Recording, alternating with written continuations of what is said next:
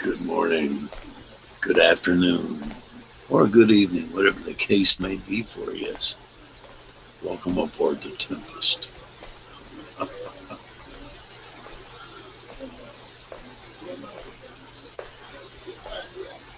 Checking shit out here.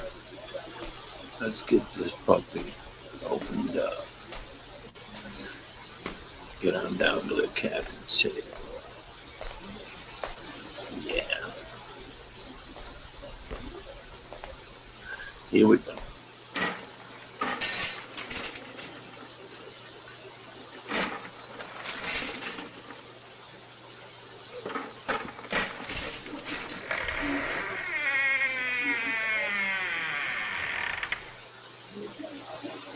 All right.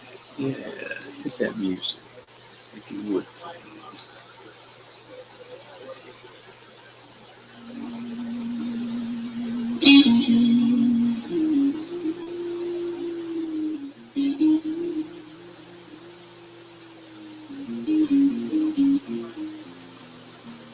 Well, I'll go for 15 minutes, maybe a half hour. Nobody shows. You'd be begging me.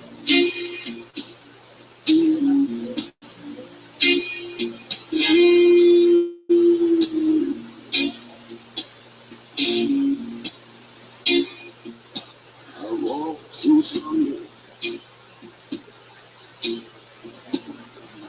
I've stood in pouring rain.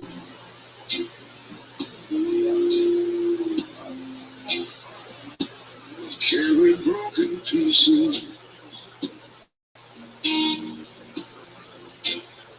and survived the pain.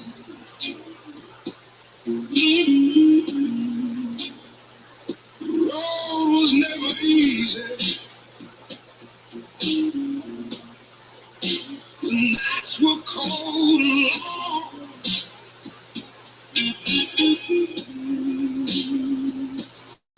But every step through darkness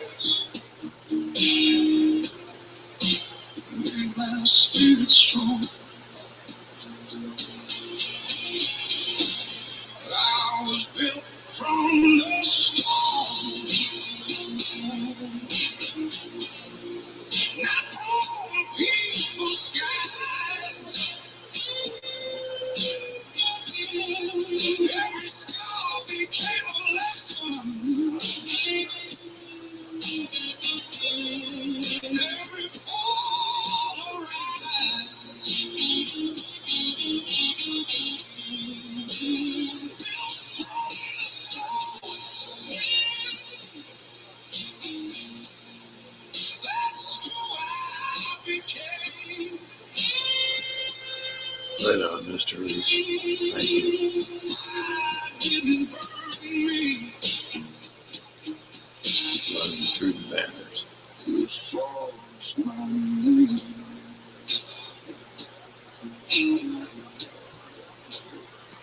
I've seen hopes disappear. I've watched old dreams fade. But I Lowered never my stopped volume, believing therefore the a background volume. man could create. The wind keeps blowing harder, but I won't turn away. Because strength is born in struggle and learned along the way. This happens to be AI The generated. storm may shake the world, but it won't shake my soul. I was built from the stone, and I still stand tall.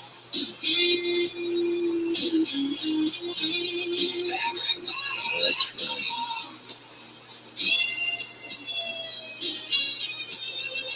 But never made me fall.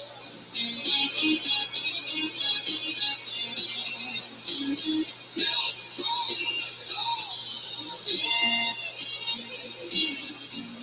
until my Right on, Mr. Reese. Right on.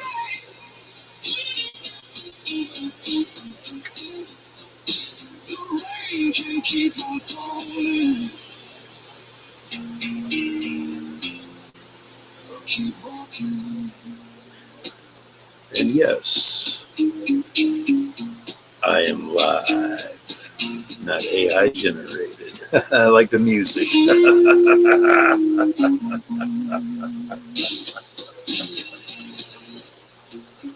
That's right.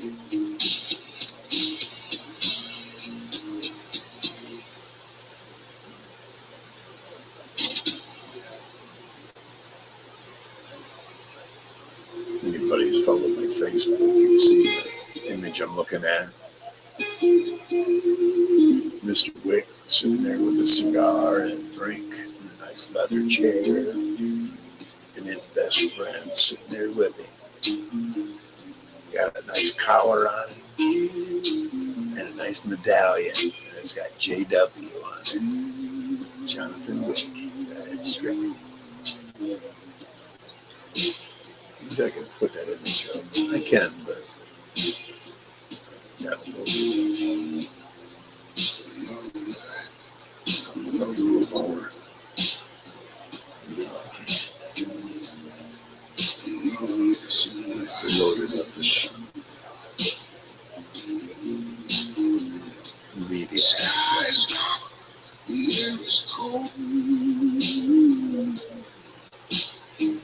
Now they have this loud. What's that called?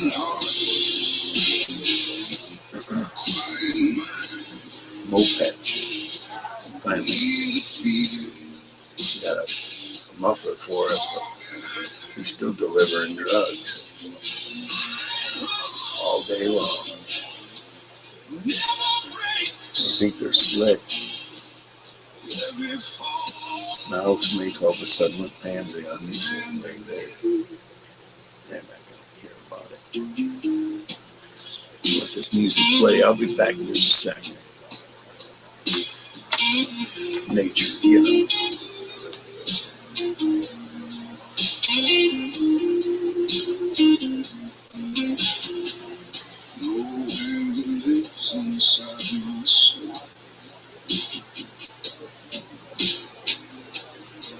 Only patience, only control. The rain may fall, the wind may rise.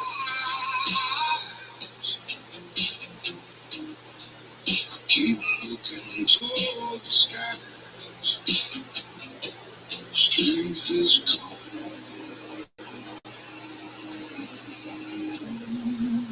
Storm.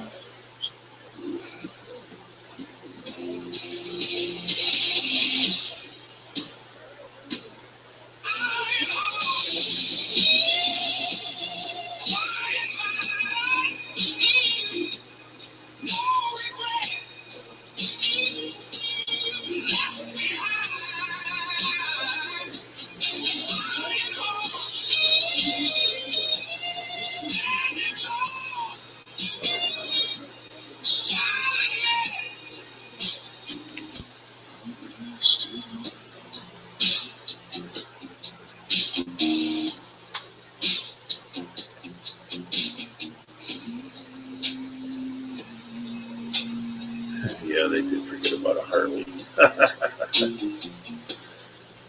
Bunch of fucking wannabes. See, I'm in a town where decades ago, I'm at a friend's house, and his brother, which is another good friend of mine,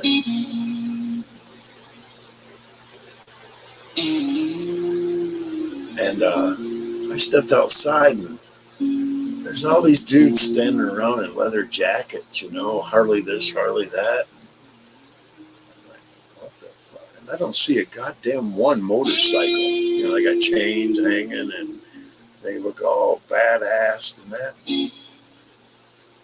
My friend, who's at his brother's house, he comes out, and he walks out, and he looks around, and he's like, what the fuck is this shit? Where's your bikes at? Oh,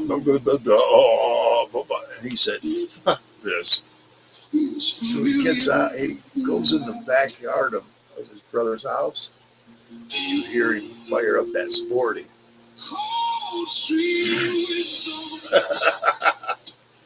And they all got the fucking, you could see it, they all got glassy eyed and all there's a Harley coming, you know. And he fucking pulls out of there, he blows through the crowd of them. Fucking bunch of, and he's in a fucking t-shirt and jeans, you know. He's not all Harley garbed up. Well, unfortunately, he couldn't stop at the end of the street fast enough to hit the curb. Well, another friend of mine, his mom is a big woman. Oh my God. And her sons are bigger. Yeah. And his bike's there up on the curb, you know. She looks at my friend and picks him up, throws him in the truck. Literally throws him in the truck. Grabs that fucking Harley. I swear to you, I saw it myself. Grabs that Harley, picks that sumbitch up, and lifts it right into the back of the fucking truck she was driving. Because your ass is going to hospital. Mama Cole. she had like 3 big sons and 1 little one.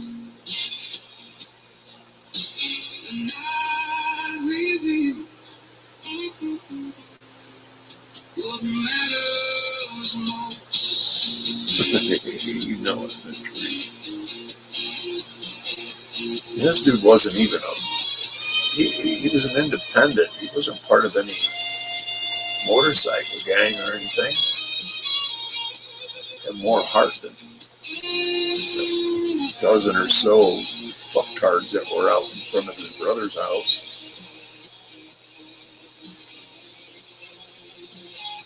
See, that didn't happen. Shit.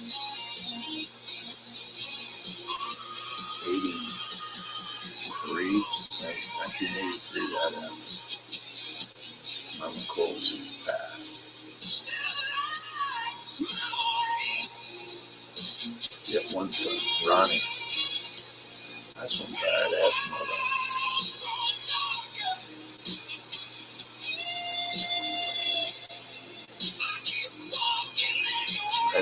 Right on.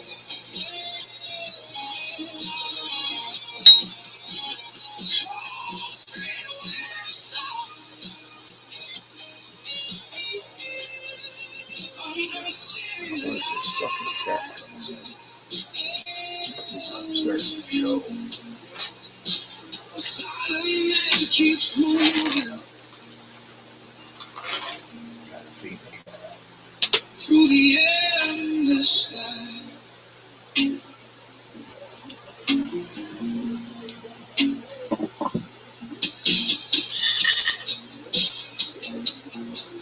Of course, I'll feed it. Now I'll walk out the door and I gotta take the cat outside.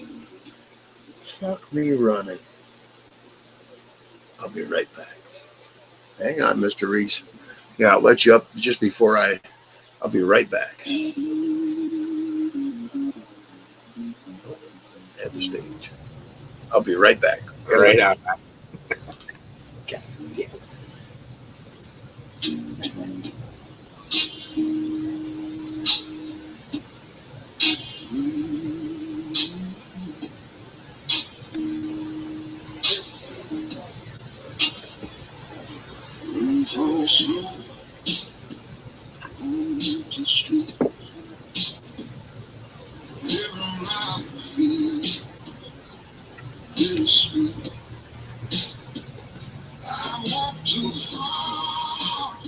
I find out that cat came in a minute earlier. God damn that cat. Hang on. All right, now I can hear you. Damn animals.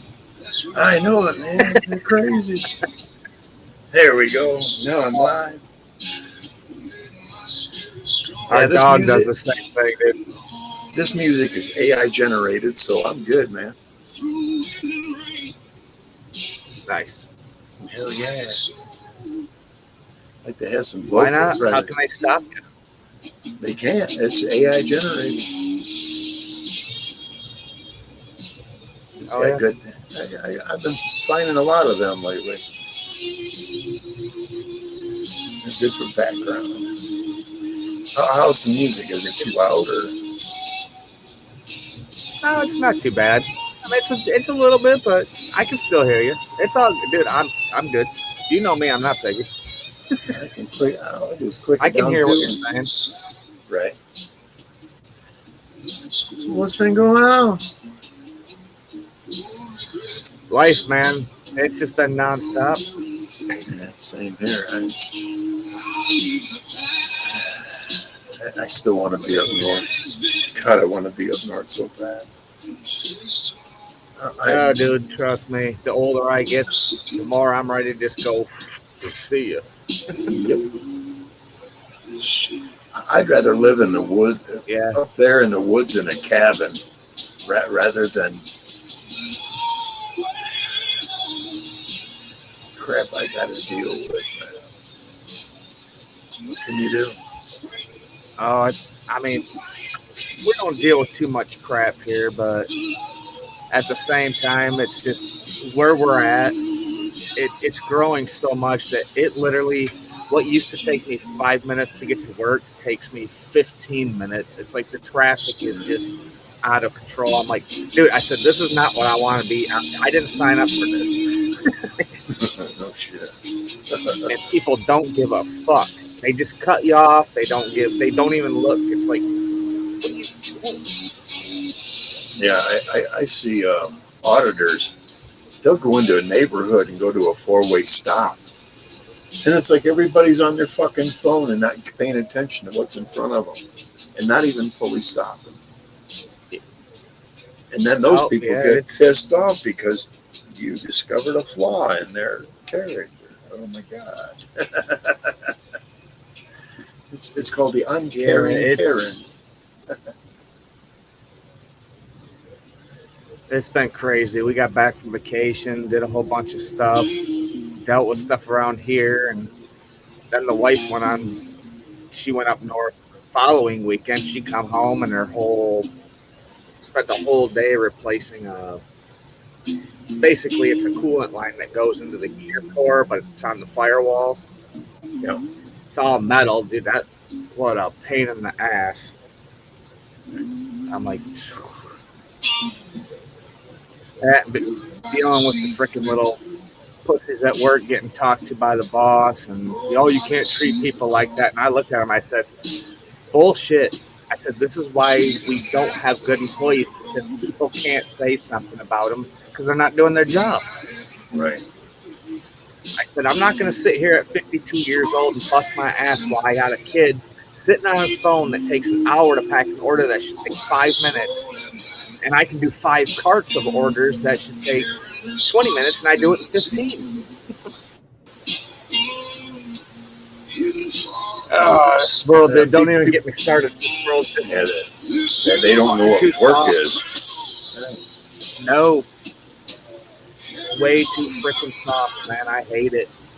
I just don't know how. I don't know how the world is going to survive after this generation. I don't. We need a war, a big one. It'll create strong kids.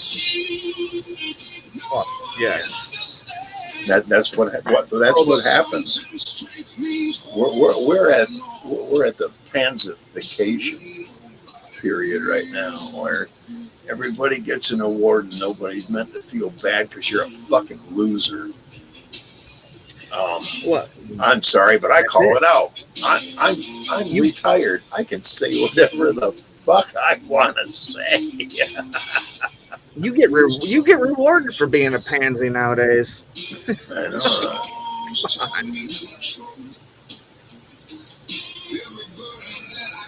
Half of the pansies are ninnies. And nothing makes a ninny happier than to have a dick in his mouth. I had a black guy tell me that one time. He said, That motherfucker was happier than a ninny with a dick in his mouth. Oh, wow. Yep.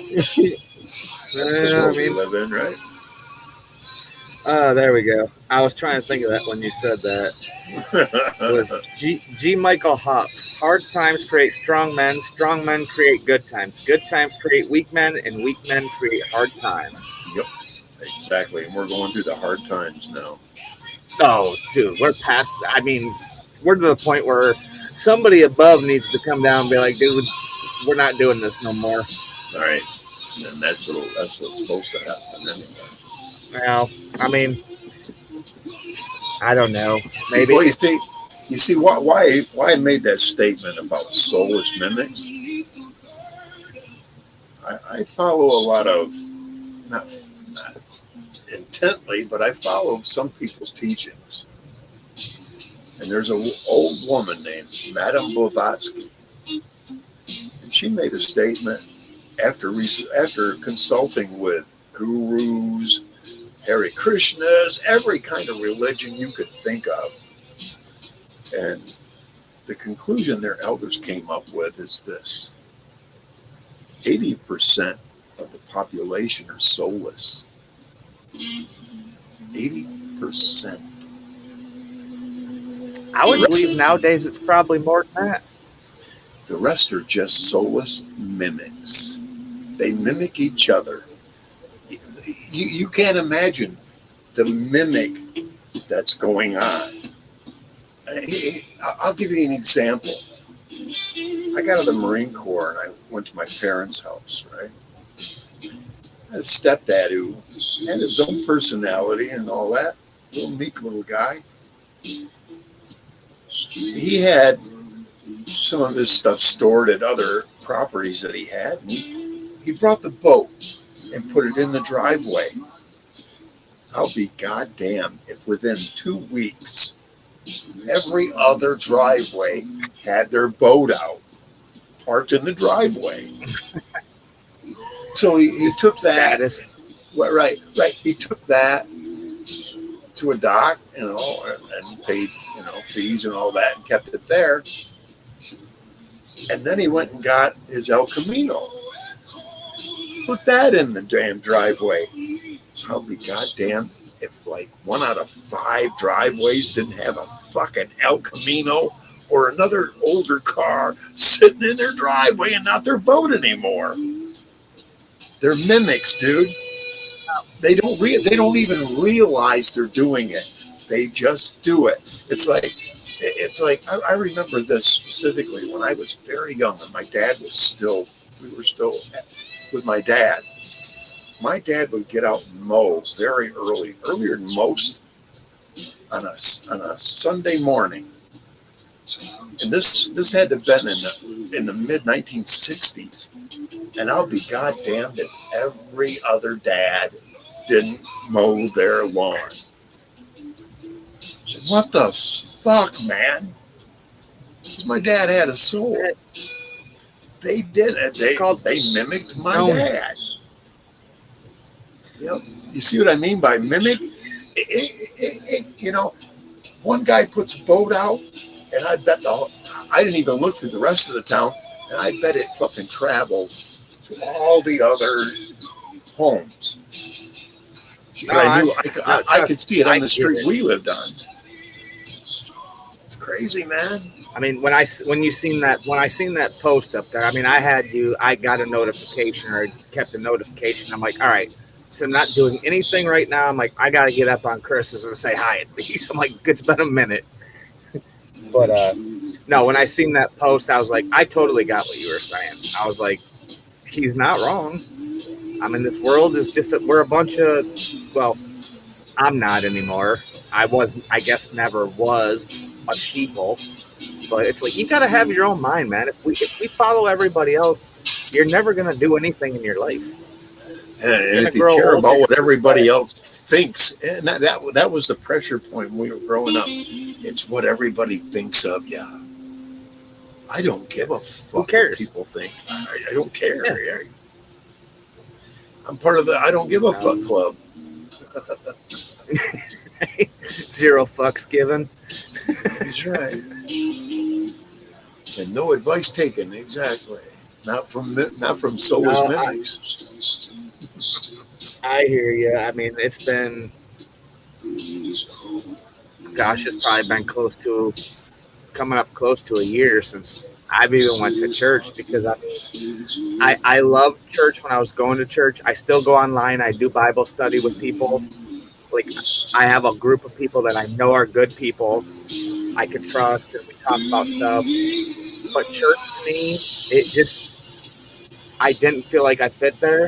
It felt like I was being judged, and I'm like, I don't have to be in a building and pay money to go to this building to feel like I'm being judged, because that's not what it's about.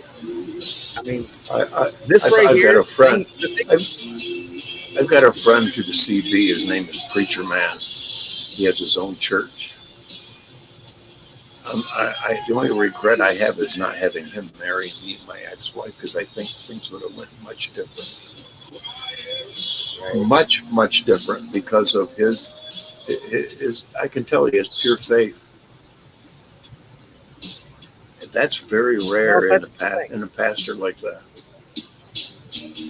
And that's the thing. A lot of these churches now, it's all about the money. It's all about, and don't get me wrong, I understand that churches have to have money to run, but when you're going to a church that is like bigger than 5 houses that you could afford to buy, I don't know. To me, I look at what I'm living in this shell that I'm borrowing right now. This is my church.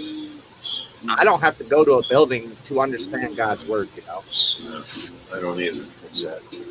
No, and I've come to that conclusion. And like I said, I got baptized, and I will never regret that. I've grown a lot in my life. I've learned a lot in life, but now it's, I guess, a different path than that building that I went to. I was baptized in a river. Here's the thing. I bet for 20 years, I talked to so many pastors, priests, reverends, blah, blah, blah. And I asked them one question. Do I have to be a member of your church to be baptized? And they all said yes, except for one. He used to be a state police officer, and he's bigger than I am. He's like 6'5". He's probably in his mid to late 70s now. See, now, the church that I went to, we didn't have to be a member. I mean, we literally, within 2 weeks of me saying I want to go get baptized, we met with the pastor, and he asked the basic questions, you know, what do you believe in? Why do you believe in it? What led you to this? And we got baptized, and that was great. But then everything started to change. And the more I learned about the Bible, I mean, it was supposed to change. They were up on stage cooking breakfast and stuff. And there should be no food. There should be nothing in that church where you worship, as far as like snacks, foods, this. It's just some of the things, just kind of, the more I got into the Bible personally, the more I understood that this isn't right, you know.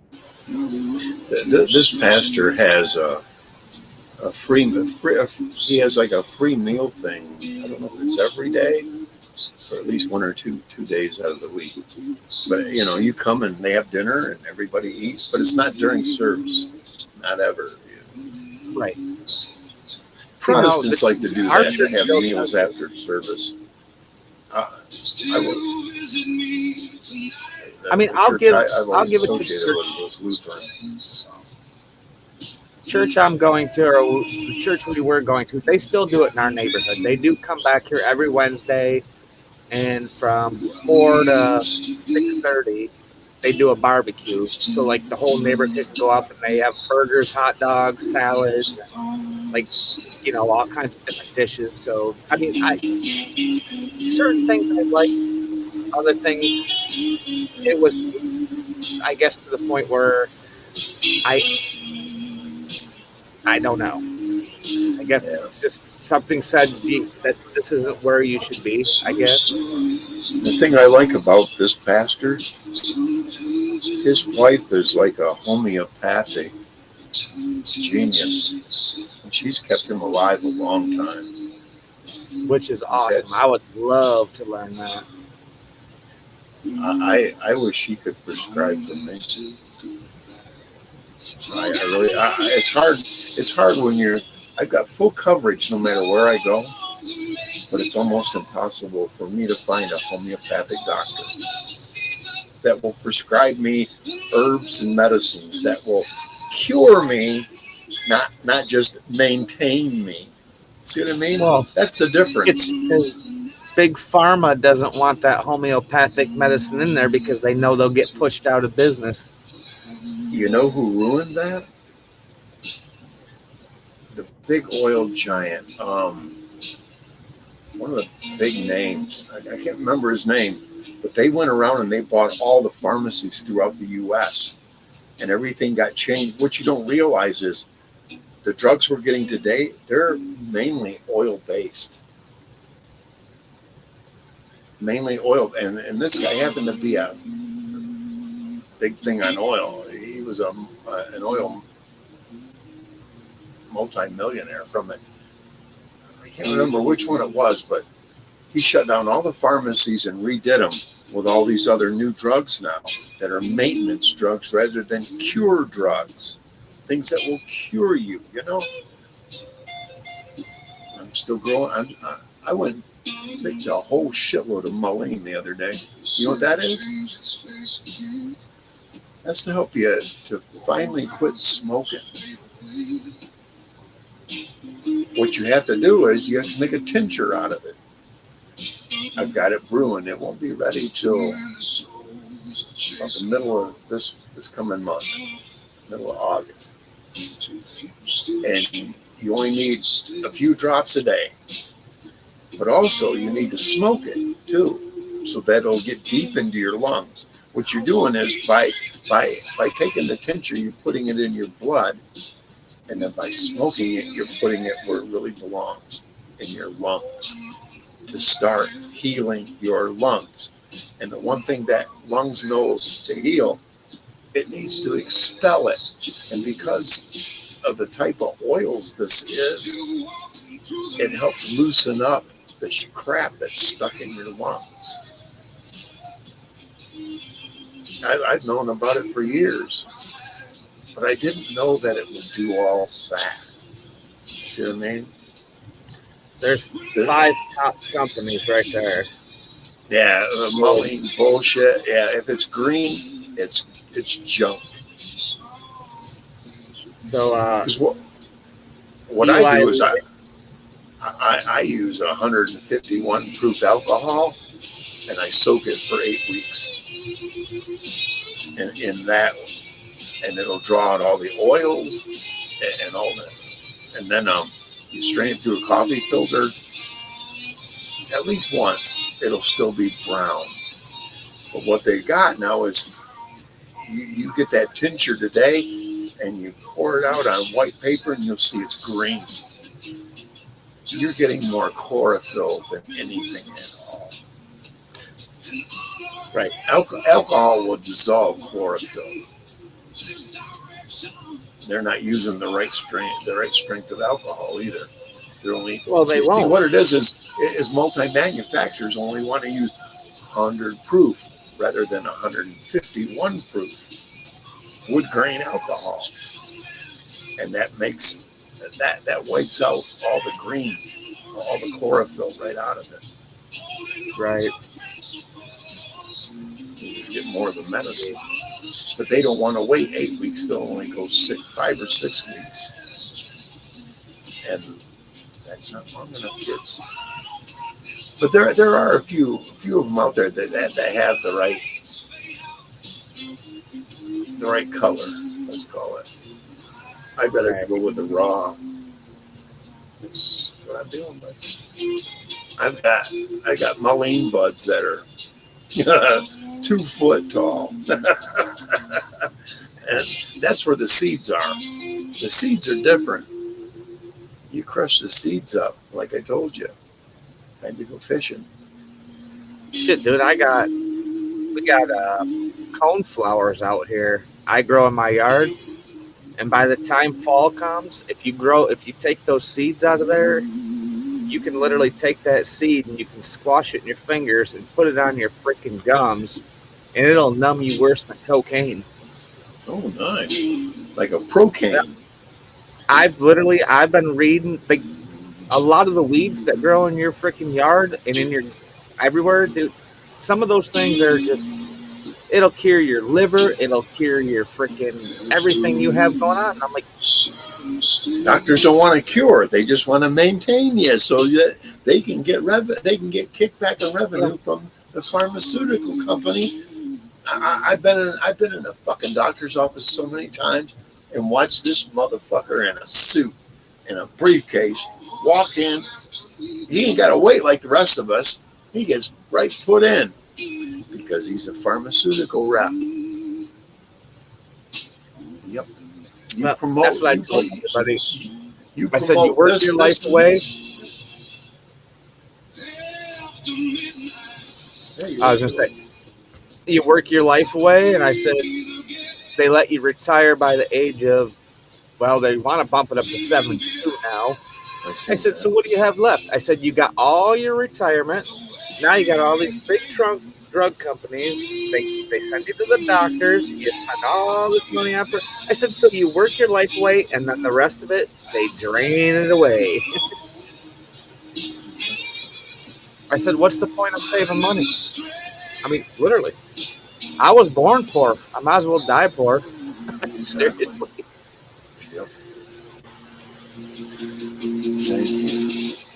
Yeah, I don't know who that you were talking about, who started the drug company, but it wasn't J.P. Morgan, and it wasn't Dodge. It was one of the other older multimillionaires. I want to say there was Eli Lilly, and there was Attica Beckley, Pfizer. Hey, here's the thing. Pfizer, before COVID, they had cleared a lot of land right where they were at, right next to where they were at. They cleared a lot of land before COVID, and now it's more than double the size. What the fuck did they know before they knew? You see what I mean? Well, insider trading. Yeah, Fauci said, hey, stand by. Yeah. I'm telling you. It's crazy. It says Eli Lilly agreed to buy the mental health pharmaceutical firm of Atlee Beckley for $2.8 billion in July of 2026. Pfizer acquired Seagen for $43 billion in a major oncology expansion deal. AbbVie purchased Allergen, which is an allergy medicine, for a massive valuation equivalent to over $66 billion. Johnson & Johnson acquired Intercellular in a $14.6 billion transaction.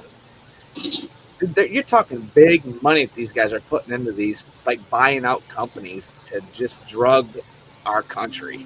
It's fucked. I mean, that right there, those five companies pretty much damn near could have paid off probably close to our debt.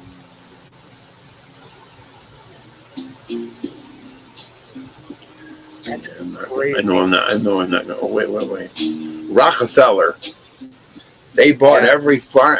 You know what? I'm going to even put the link in here. I should have knew Rockefeller. Yeah, Rockefeller, they're still around, dude. Rockefellers are just running the world. That and BlackRock. Yep. So, yeah. You take those five companies, 2.8, 43, So 2.8 billion, 43 billion, 66 billion, and 14.6 billion. Shit ton of money. Through the storm and through the darkness, I keep Nah, there it is. It's in the link. There you go. Yeah, BlackRock has been. Well, BlackRock has bought up a lot of houses, a shitload of houses, and I think they ought to be exempted. They ought to be prohibited from owning so many homes because they can all in a group chain. Okay, people are moving to this area. They can raise the price of the houses $10,000 on the market right now, Of course. and they'll have 100,000 houses in a huge fucking city, and look at the gain from raising it 10%. I'm telling you, man, where I'm at right now in the county that I'm at, and one bedroom apartment for under $1,200 a month. Good luck. And that's for a slum apartment. That's for a cheap ass, like rundown apartment building. In I'm a like, bad in a terrible fucking neighborhood. Yep. that's what I told my wife. She's like, we need to move. And I'm like, it's hard to move. I said, I paid $1,000 for a 3-bedroom, 1.5 bedroom or bath place that's paid for. $1,000 is done. Nice. And I pay $700 a month for lot rent. That's with water, garbage, and rent. Damn, that's still ouch. But yeah. It is, but at the same time, in the area I'm at, you're still looking 7, 8, 9, 10, 11, 12. That's $500 cheaper than a 1-bedroom, average 820 square foot apartment. Damn. Think of what New York is going through. Oh my God, $5,000 minimum, $5,000 a month. How? Like, how do people do it? They work for great big companies like the news agencies, and see that's what they're going to find out as the huge multi-millionaire billionaires leave. They're going to take their companies with them, and that's what's happening in New York. They're starting to realize, oh, wait a minute, we're getting strapped for fucking cash because nobody has to pay shit. Yeah. I know. Communists, they love other people's money. I told my wife, I said, listen, when our rent hits $1,200 a month to live in a fucking dump ass trailer park, I said, I can go get a fucking nice tent with a freaking stove in it that burns wood for around $1,000. I said, I'm going to live in the fucking woods, and if you want to come with me, you're gonna have to make it work. Here it's like 500. It's about 500 right now, maybe a little more. Yeah, I think when we first moved in here 13 years ago, we were at $425. Now we're up to, I think our base rent right now is like $655. Wow. I mean, that's in 13 years. We went from $425 to $604, but we went up like maybe $250 in 13 years, which it's still a lot. Yes, it is. Especially when you consider the cost of living, the price of gas. I mean, shit. I wish I had a friend who had some property. So I'd find a way to have something built. If I live in a fucking tent for 2 years just to build whatever I needed to build, you know what I mean? Just go cut some logs and start building a cabin over a couple of years. Exactly. I've watched so many movies on doing that, so many videos. No, trust me, brother, me too. You know, I watch that shit all the time. Exactly. You can put up a couple of freaking poles like this and put a tarp over it and live for a good couple of years. Exactly. You just got to know how to get the heat in there and dig a little ditch where the heat comes under, and you're good. I watched a guy do a log cabin, a huge log cabin house just recently.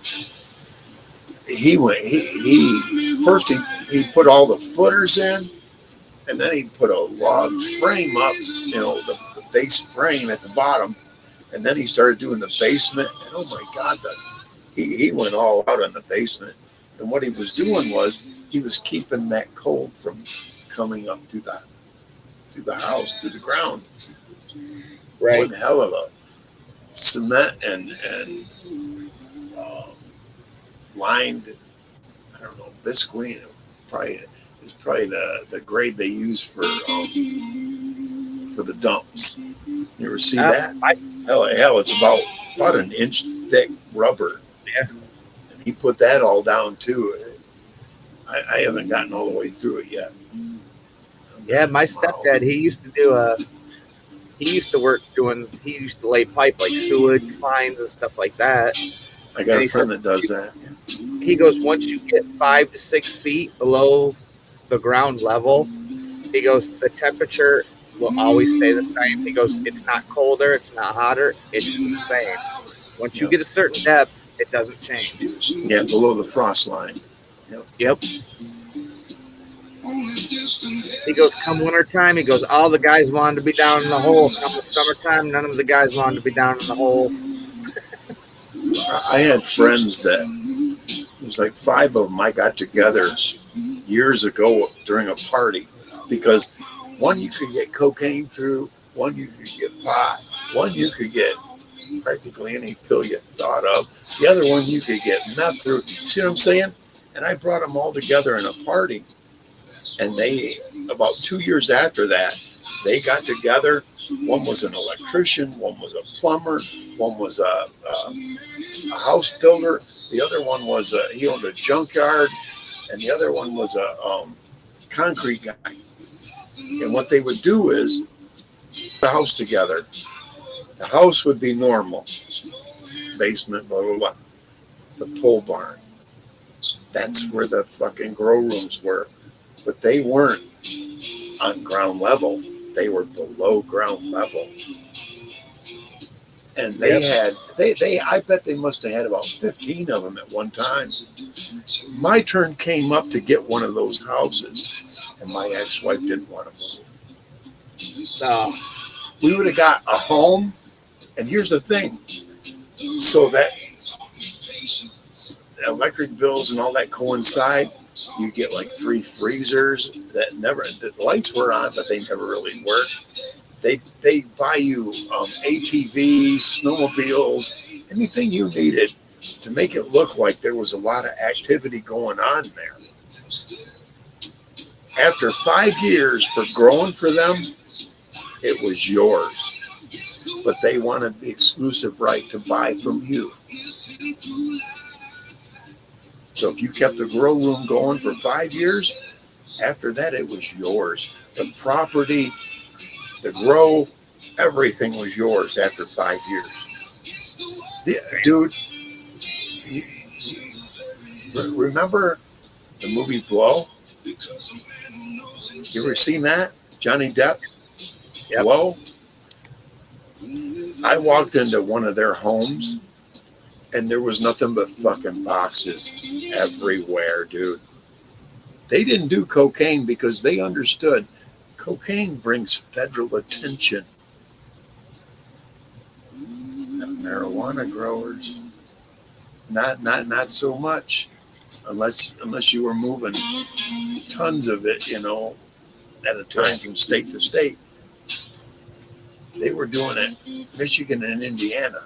Those are the 2 states they were primarily in. It just seems so funny that you I bet I looked at over about $20 to $25 million. That's what I was looking at. Not in $100 bills. 1s, 5s, 10s, 20s, 50s, 100s. See what I mean? It was crazy, man. I don't even know if those guys are still alive. I kind of doubt it because they were the generation ahead of me. If they are, they're old and senile or whatever, you know. Right. And somehow, some way, probably all linked to that cartel. Now check this out. When they had someone dealing pot out of a house, they made sure they owned the house next door to it. You know why? He didn't have no snitches. No. They would take a machine they had into the basement of one of the houses and carve out a huge tunnel from one house to the other, and the product would stay in this little bin in the living room. And there was a button that if you hit it, everything that was in that bin went next door, just like that. And it was very well hidden, very well hidden. That's how they got most of their bulk of money, dude. They bought two houses together, bore a hole, installed a system, and the minute that any kind of a raid or anything, all the guy would have to do is touch a button, and everything was gone and go next door. And the house was almost always empty, or it had somebody living in there that, you know, they got the fucking pew, you know. Right. Time to take it. And it would take them, if they ever discovered it, which none of them were ever discovered. But if it was discovered, it would take them that much longer to get a warrant for the house next door. They can just bring it back. Exactly. Oh, we got a self-destruct button. As soon as it's in the middle of the tunnel, it goes poof. Yeah. But I mean, they were very, very inventive on the way they operated their business. That's crazy, man.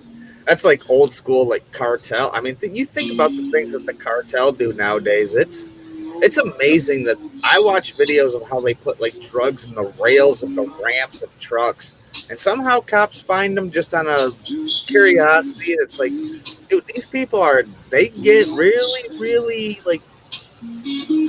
How do they figure like, let's take a bumper and make it look like styrofoam, but it's really cocaine. It's like, Yep.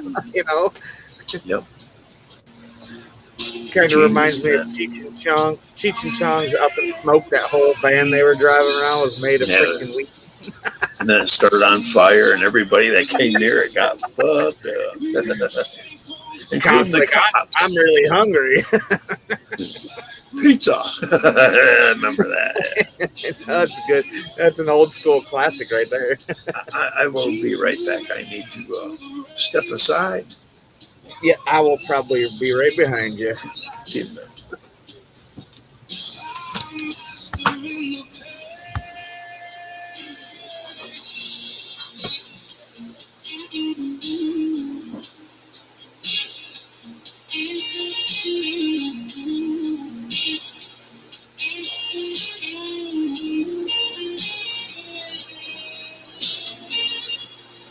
Years keep teaching me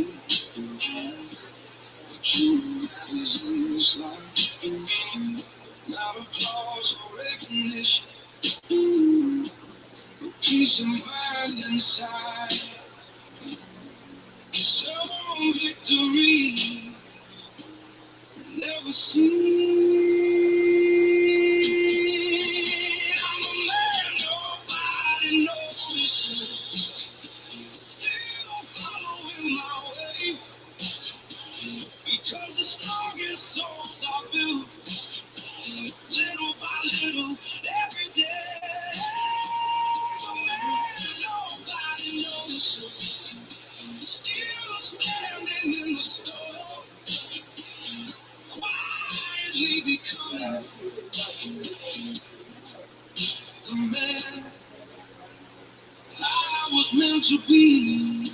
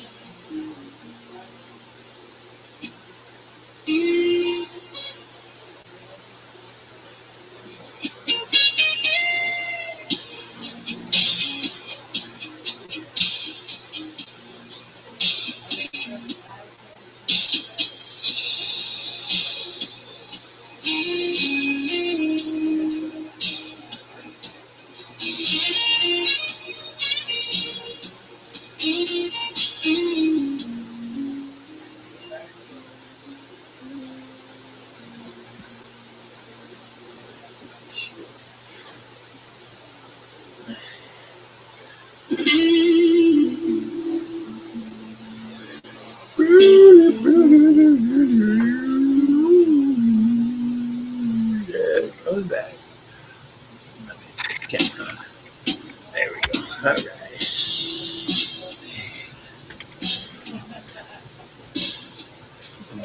Barely see that top knife over the top of my head. Let me move that just a little bit. There we go.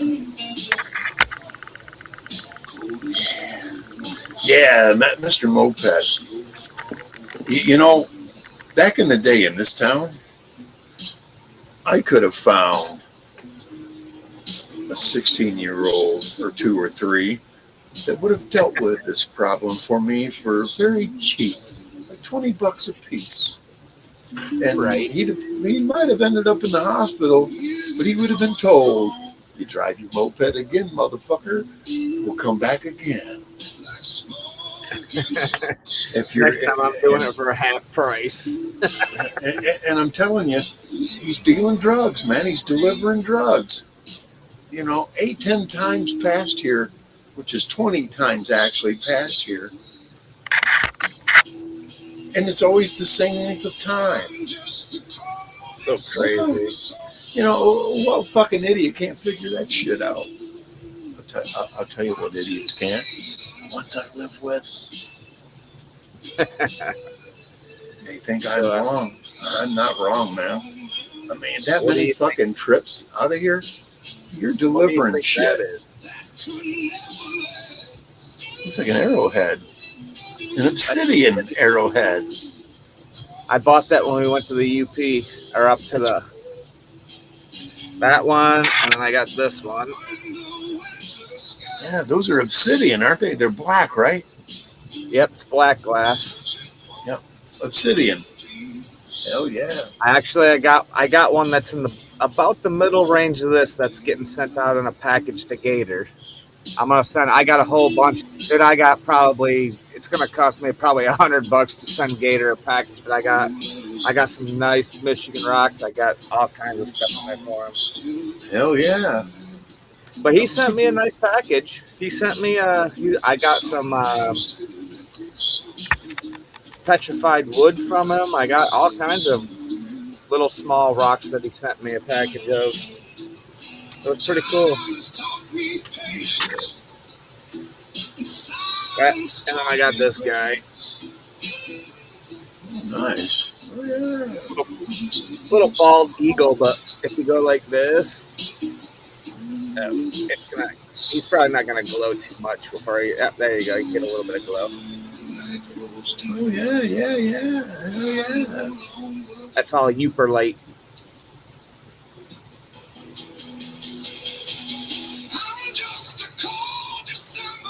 Yeah, we had a good time up there. We went up to Helston, I think it was, up at one of the big airports right up there, just before the bridge.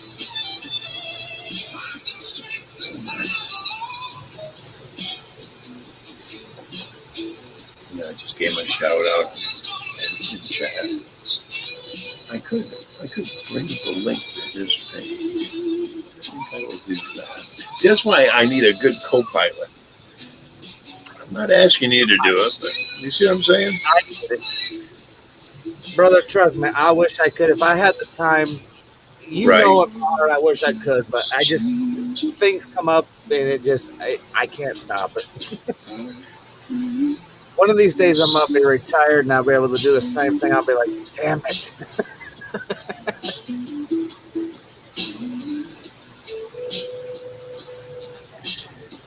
Sometimes you make plans and they go poo-poo because something else happened and you have to do that first. Okay. I'm just going to put something down, but I got to put this whole thing down. Face the wave. No, I need Gator. Okay, there it is. I say, did you get him up there? Yeah, I will just send it.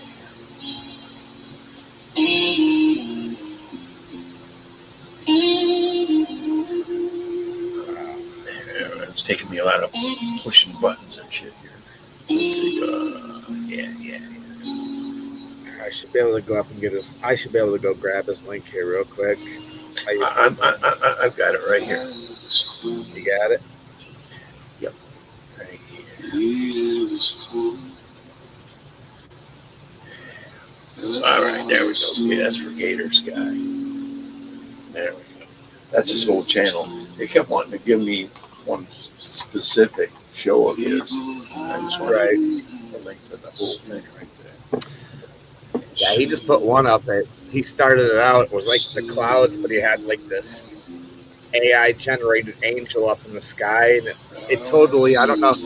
Back in the day, I remember watching them. They were very cult movie-ish, I guess, kind of, but it was called The Mind's Eye. Yeah, that's kind of what it reminded me, and I was like, damn, dude, I said, that's pretty sick.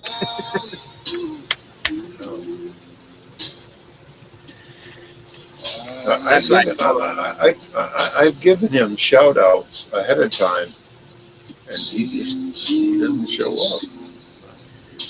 He's getting ready to go into surgery. I was gonna say he's probably good. I know he's going through a lot of stuff right now too. It's hard when you try to make time for certain things, and sometimes it just doesn't work. Well, he has a hernia right now.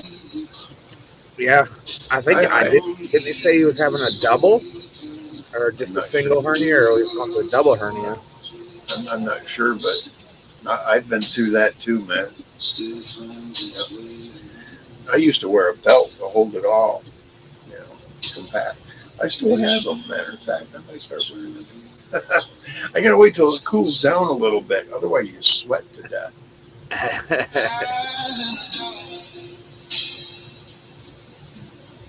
Right on. He's a good guy, though.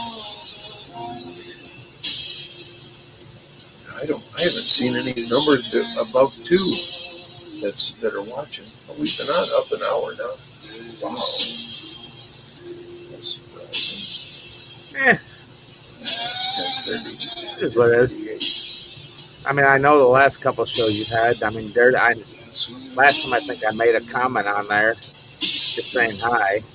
No, Dirty's been up the last couple of times. I mean, I do watch them. I leave a thumbs up and watch them, but it's usually later at night. Dirty doesn't like you to drink when you're talking to him. Well, sorry, but his bad experience with his father or whatever the fuck it is, why does he project that on everybody that drinks? I've never beat my son. I had to tell my boy one time to fucking quit his shit. We were out, me and him and my brother were drinking, but me and my brother were playing guitar, and my son kept trying to irritate the fuck out of my brother, and I just told him, knock your fucking shit off, boy. He's one of those guys that punching each other in the nuts is a fucking, right. What the fuck is wrong with it? No. Not punching idiots. My son is so much like my dad. So much like him. And here's the thing I know. His son is going to be more like me than he is like him. Because I am so much more like my grandfather. It does that generational skip. Exactly. Trust me, I know. Genetically, you're more connected to your grandfather than you are your own father. Which is weird because I knew my grandfather. I knew my father, my real father, until I was about 9.5 years old. Then I learned probably everything I have in my life from my stepdad. He's still with my mother today. They live right next door. So, I mean, that's what's coincidental. My dad left the U.S. when I was 9.5. Yeah, that's when I lost my real father, pretty much. Yeah, I lost him after that. He sent a few messages, mentioned me in a few letters to his mom, and then in the end, he was asking my sister to come there and not me. That struck me fucking weird, man. It is weird. Well, because he knew I was nothing like him. My sister was a lot like him. My sister's a hypochondriac just like him. Everything You got aches, that everything connection. ails. Yeah, you didn't have what he wanted. Exactly. Yeah, not too bad. That's what I told my wife. I mean, we've been together for almost 31 years, and we've went through hell. And I told myself, and I told her when we got together, I said, when our first kid was born, I said, I don't care what life gives us. If we can't make it through this, I said, I'm going to tell you right now, if we have a problem with my child, if we ever have one, or we already had that, I said, you're going to have the biggest battle. I said, I will sell my soul before I become my father to not see my child. I said, Right. I'm not to be my dad. And I told myself that same thing, that I will never leave Michigan. My son will always have access to me, and he always has had.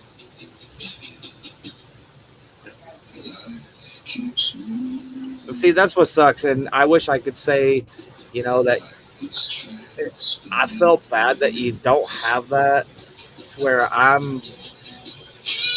love that my kids come over all the time. Like, they come over on the weekends and we sit and have fires for even a couple hours, and I'm like, I couldn't imagine not having that. I felt bad for you. Not bad for you. The thing is his mother got in his head. His mother and uncles from his mom got in his head so deep. But they turned him against me. The funny thing is my stepdad has 2 kids. He's got a daughter and a son, and he hasn't seen them in probably 12 years. They want nothing to do with him because his ex-wife did the same thing. Put shit in their head, said that, he's doing cocaine, he's selling drugs. It's like, wait a minute. I've lived with this guy. I've never seen any of this shit personally in my life. I know he's a hard-ass worker. The guy rode a motorcycle for 2 winters in the freaking snow, rode a motorcycle to make money. Hey, for the last 20 years, I've been using a bicycle. You know what that tells you, man? That tells you that you still have enough strength in life, and God gives you the fucking will to keep on going. That how can you not? I mean, for real. I mean, my neighbor just came over, and he got all fucked up. I guess he had a seizure, putting a dock in. His whole freaking side of his ribs are all black and blue, and he's like, listen, I don't have money. He goes, but I have a bunch of wood back there. I bought some wood from him. He's like, if you can take care of my lawn for the next like 2 weeks to a month, he goes, you can take all the wood you want. And I'm like, I said, so you want to do a barter? And he's like, well, do you have a problem with that? I said, hell no, brother. I said, consider it done tomorrow. I said, we need to go back to barters. Absolutely. Like, hey, I'll fix your car. You come over and mow my lawn. For real. Why not? Yeah, the barter system used to work. A lot of stores used to be like that. But the corporations that sold to them started raising shit, and they couldn't do it anymore. Oh, I could do it. The party store I've been going to for the last 20 years now.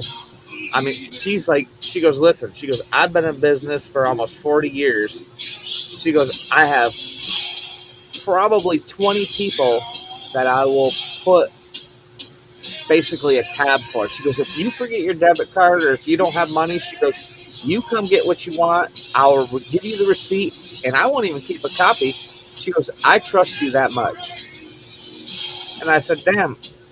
And then I went in there. I said, oh, damn, you guys are selling night crawlers? I said, I can go out in the summertime. I said, I get a whole bunch of those. She goes, well, if you can get me a couple little buckets, she goes, I'll give you the little buckets. You put like a dozen in each one of those. She goes, you bring me 10 of those. She goes, I'll give you $100 in store credit.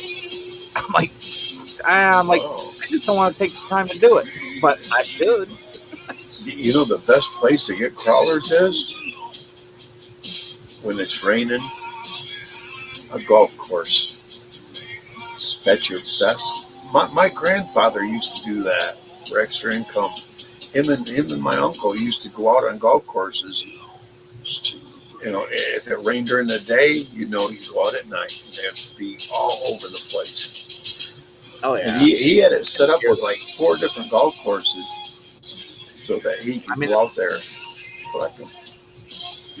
property we're on right now, I'd say if you go, depending on where you're digging, if you're lower or higher, I'd say minimum of 7 to 8 inches, you're literally hitting clay.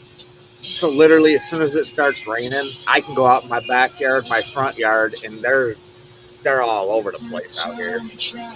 One time, I was in the yard getting worms. What I do is I took a lamp cord, this metal probe on one, this metal probe on another, right?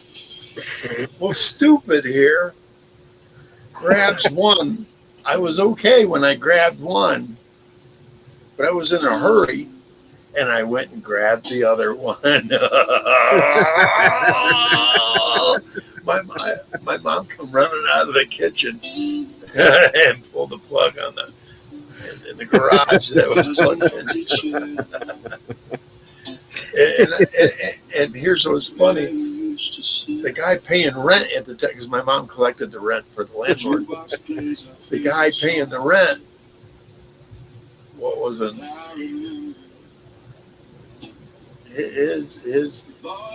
His cousin was two of his cousins were girlfriends of mine, and the oldest one, we went over to his house one time, and he said, "I know you from somewhere," and I went, "East Maine," and he went, "What?" And I went, "Yeah, I lived at 1814. And you were there the day I got electrocuted." He goes, "I remember that." He goes, "That was you." And I went, "Yeah." He says, "I tell that story all the time, man." He says, "I never laughed so fucking hard." You gotta stick that ground in the ground, carry around the other one, and put it in the ground and let them come up, and then pull it out. No, don't plug it in until you got both probes in the ground. I don't care if you just don't plug it in when you grab the probes. You know? Wait till it's in the ground till you plug it in.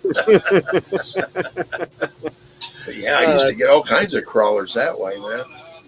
Oh yeah. Yeah. If you use soapy water, it works better. Electricity will bring everything up. Yep, sure did. Bugs included. Oh yeah. Here's another thing we used to do. We had this 2 lots over in the city. It looked like the round part of a castle. Going straight up. Probably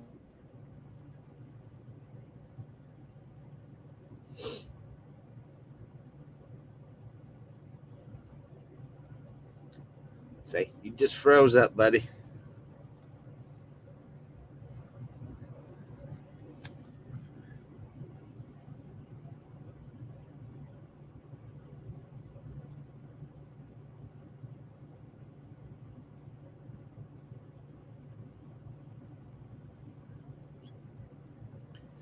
You are stuck.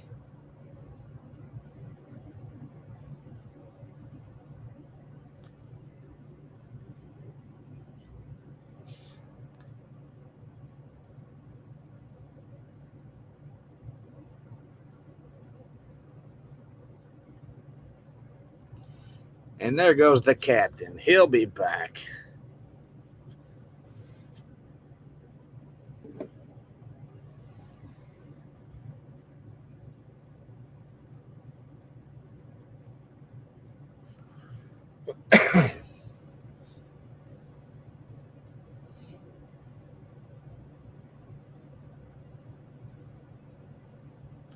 I could say I'd be the captain, but I can only be the guy that cleans the boards.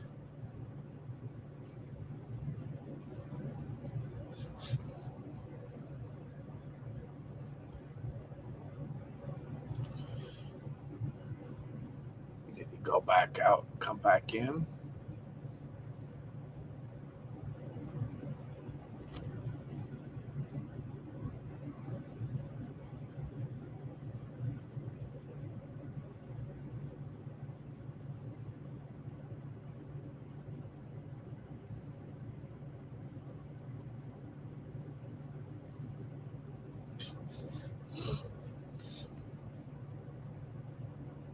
Where'd the captain go?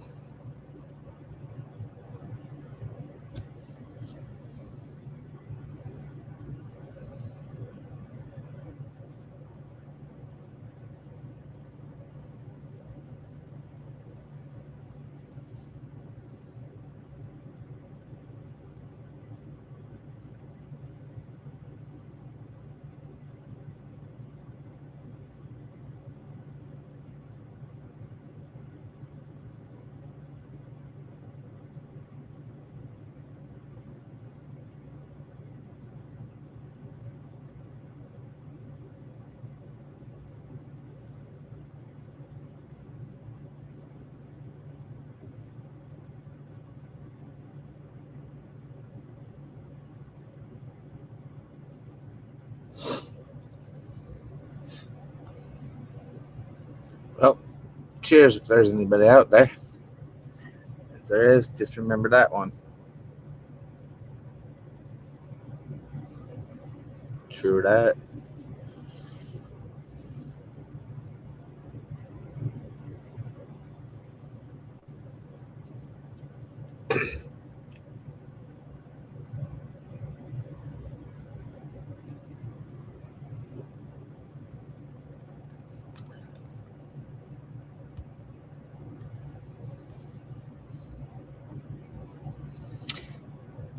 Well, I suppose since there's nobody up here, we'll give a little thanks to God for everything we got,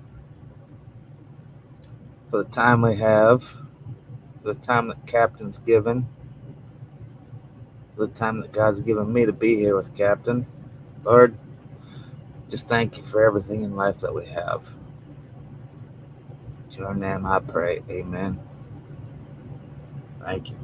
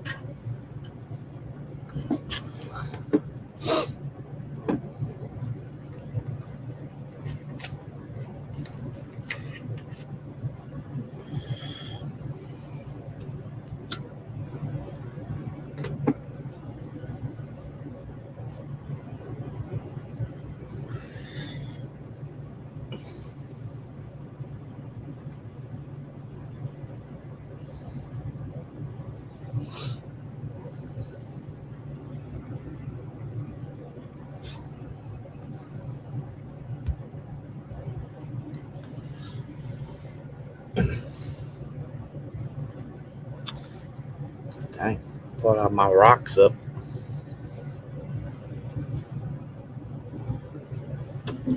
Play some guitars.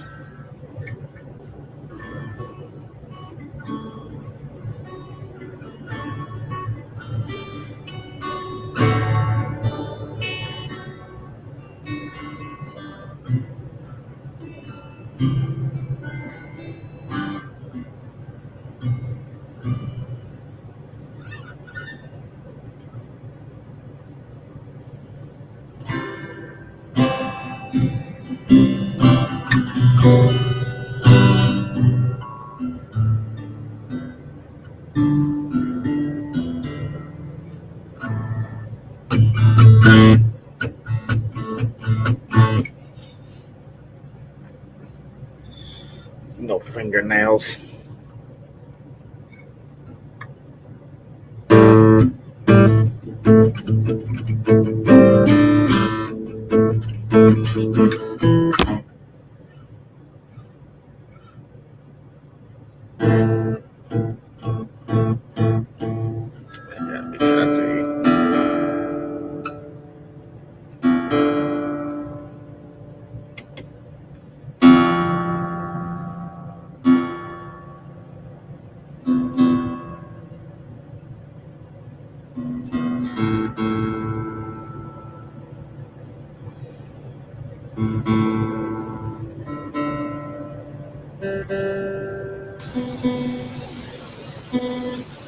There All he is. right. Yeah. Damn, that took forever to blink back up.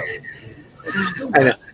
It's still not I was on like, TV. well, I said, whatever. I just tuned my guitar. Let's see. It's a good old acoustic. Yeah, Nice. yeah. Playlist. There we go. There we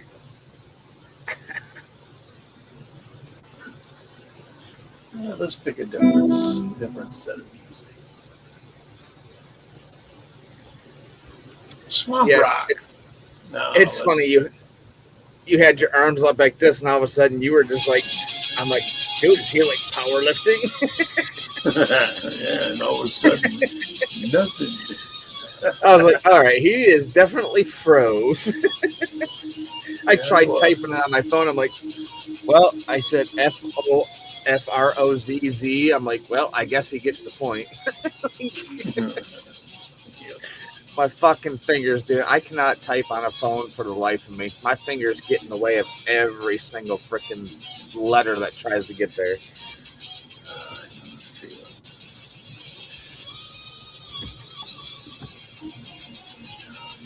Let's see.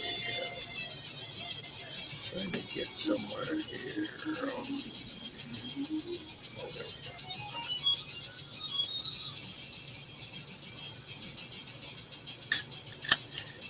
Yeah, do the live one, duh. There we go.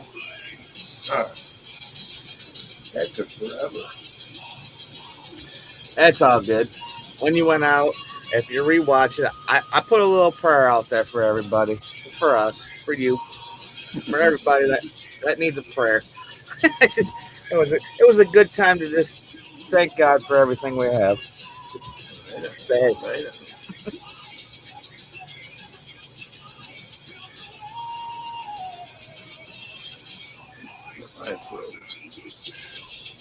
oh yeah, I didn't show you my new hat I got up there. There you go. I can't read it.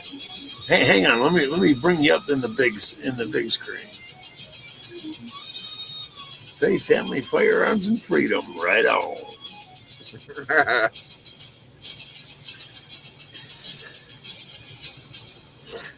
Then I got a T-shirt that has two ARs crossed in the second and like a 2A. It says, "My freedoms don't end where your feelings begin." Yeah, we went into a place in Mackinac, and it was funny because I was like, it's a very conservative or like very left up in Mackinac City. And I was like, dude, we walked into this place, and the guy was very grumpy looking, and like he had all this kind of stuff, and I was like, dude, I am gonna spend some money in your store.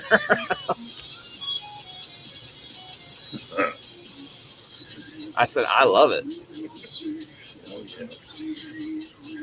Nice thing is you look at the little tag inside this hat, and it actually says "Made in the USA." Nice. Oh, yeah. Doesn't say "Made in China." No, China. We gotta say it like Trump. China. China. It's not chinky. It's not chintzy. You know, they're going to be talking about him and blaming him for the next 20 years. Yeah, they will. I mean, I try not to, I don't agree with a lot of things he's What doing. it is Democrats have become professional victimologists. Well, they've always been. I mean, come on. It's just taken us this long. It's just taken like about 50 years of them pulling all. And that's the thing they don't mention. No one mentions that these motherfuckers have been at this finagling the fucking government so that they always remain in the power. And now that all their money sources are being shut off, like Southern Poverty Law Center But I'm and going to have to say, AID, yeah.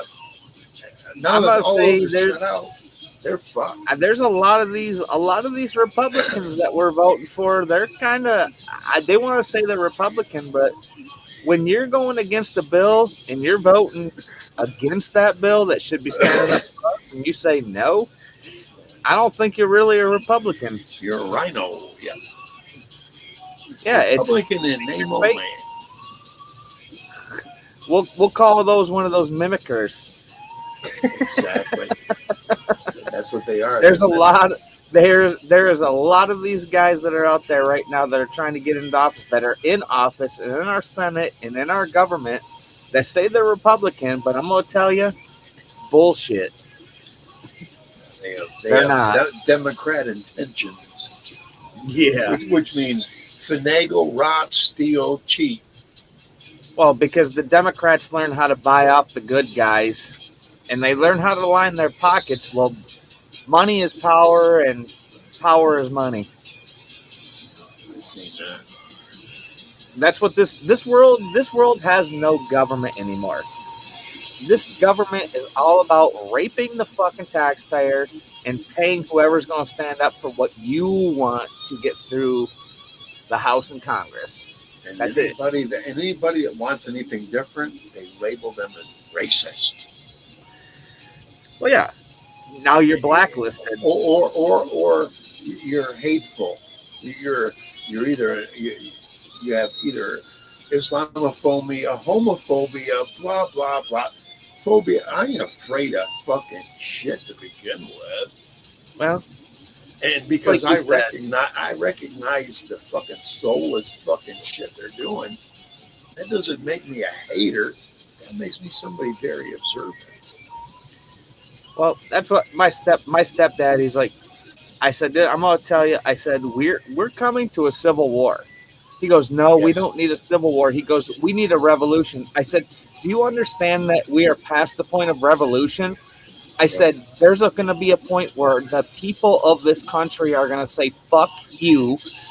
And they got to understand that behind every blade of grass, there's a fucking gun. That's why China didn't invade us. Absolutely. And you guys are very small compared to us. And you think you're going to bend us over and fuck us up the ass every day of our life.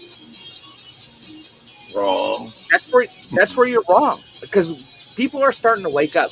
I think the government, they kind of really fucked up in the last, I'd say, 5 to 8 years. Like, they've really starting to show, they're showing their cards. Like, they're very bluntly saying, oh, look, I got aces in my pocket. Well, guess what? America's going to get sick of cheaters, and they're going to say, fuck you. We pay you, we vote for you, and you're not doing nothing for us. We're done. I hate to say it. I don't want a revolution in this country or a civil war in our country, but I do. I don't know what else is going to happen. Change it. Because I can guarantee you I'll take at least 10 of them before they get me. Well, that's what my stepdad's like. Or more. He goes, or so, more. He goes, so if you have a bunch of cars pull up in front of your house and tell you they're going to take you guns, I said, I'm going to tell you what. I said, I will proudly stand on my fucking feet and take 10 of them before they take me. I said, because I'll be proud as an American to die on my feet before I lick their fucking boot. And be on my knees. Yeah, exactly. There's only one guy I'm going to kneel to, and that ain't the guy I pay to fucking try to make my life better. and all will bow before his presence. All. Absolutely, brother. Every knee will bend, and they will declare him the Son of God. If they don't, well, you will deal with life in eternity with gnashing teeth, and you will be praying for God to forgive you for eternity. You know, in the end, it does say that all will come to him, but I'd rather not go through an eon of suffering. No, thank you.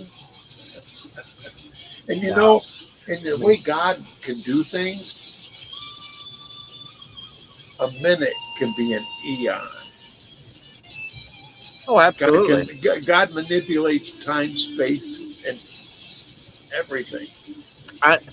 It's funny because you say that, and I've asked that question, and I'm like, there's always been a curiosity in my life, and I'm like, so who, like, what person being new within the last 5 years of religion, like getting into it like deep, says I want to spend eternity. Eternity is forever. Yes. I said, who, like, you think about that, an eternity of praying and worshiping and singing to God, which, don't get me wrong, hallelujah, please let me. Absolutely. And the thing is theologically, a guy explained, he goes, do you realize in eternity, he goes, 1,000 years to God equals 1 hour. He goes, there's no time to God. I was like, oh, so that means eternity could be 5 years, could be 5 minutes. I mean, you just, Or I'm like, 50,000 years. yes, and you don't even understand that. And I'm like, and I told him, I'm like, I said, the way he explained it, though, I don't know how he broke it down. I couldn't repeat it unless I had it snapped or screenshot. But I was like, wow, that makes so much sense. And I'm like, I said, okay, we're going for this one. We're not going for that one. We don't want to be down there. We want to be up there. But it's funny. In theology, they say that there's a lot of people that will enter the gates of heaven and walk the streets of gold. But then they said there's also people that will be on the outside of the gates of heaven that will want to be in heaven. They're not in hell. They're not really in heaven. They're purgatory. I guess you could call it purgatory, but they're still there. They're just kind of like the gatekeepers, I guess, at that point. I'm like, dude, if I can make it to heaven and mow the lawn outside of heaven's gates, I said, I will be happy. You know what my promise to God was?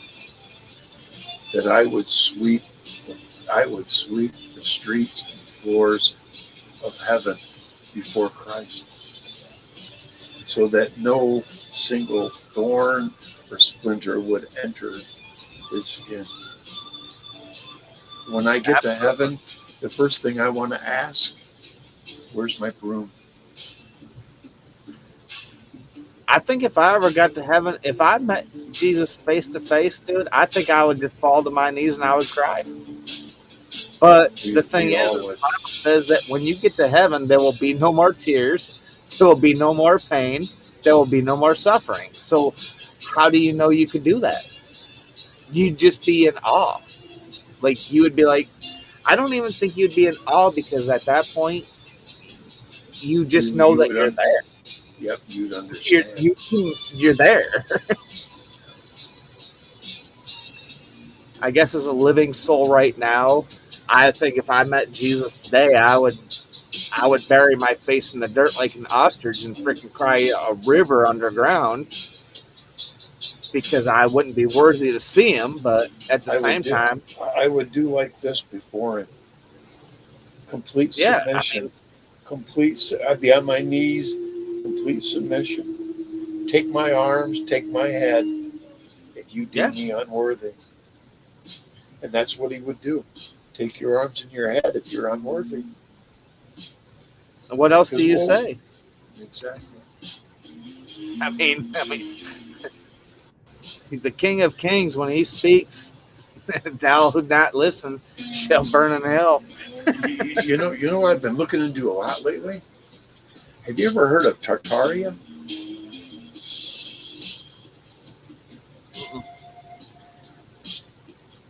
It was a race before us, about 250,000 years before us. They were large people. Minimum was my size. Maximum. They used to call them like the giants. The Nephilim, yes. Yes. I've watched many videos on that. They developed. I've been watching a lot of videos lately where people that are mining back in the late 1800s, they'd all of a sudden hit this wall. A constructed fucking wall. And they'd break through the wall and they'd notice that it was a squared fucking space they uncovered from the Tartarians. And they'd start going through it, and it would take them deeper and deeper and deeper into the earth. It would take them so deep that that explorers would be afraid to go any further because of the sound that was coming from it. It was like a huge machine. Yeah. And I think groans and moans. You know what I think happened? They learned how to manipulate the earth. And they fucked up. And they fucked up. And all of a sudden, what they call the big mud push. And what it was is it was like, let's say it was 2,500 foot thick mud went right across the entire planet because of planetary shift. Our gravity field may have lessened or greatened, and what they saw was this. Watching a lot of these films, these archaeologists and geologists are explaining that it looked like the earth had folded over, like a wave folds over, and somehow these Tartarians were right in the middle of it all.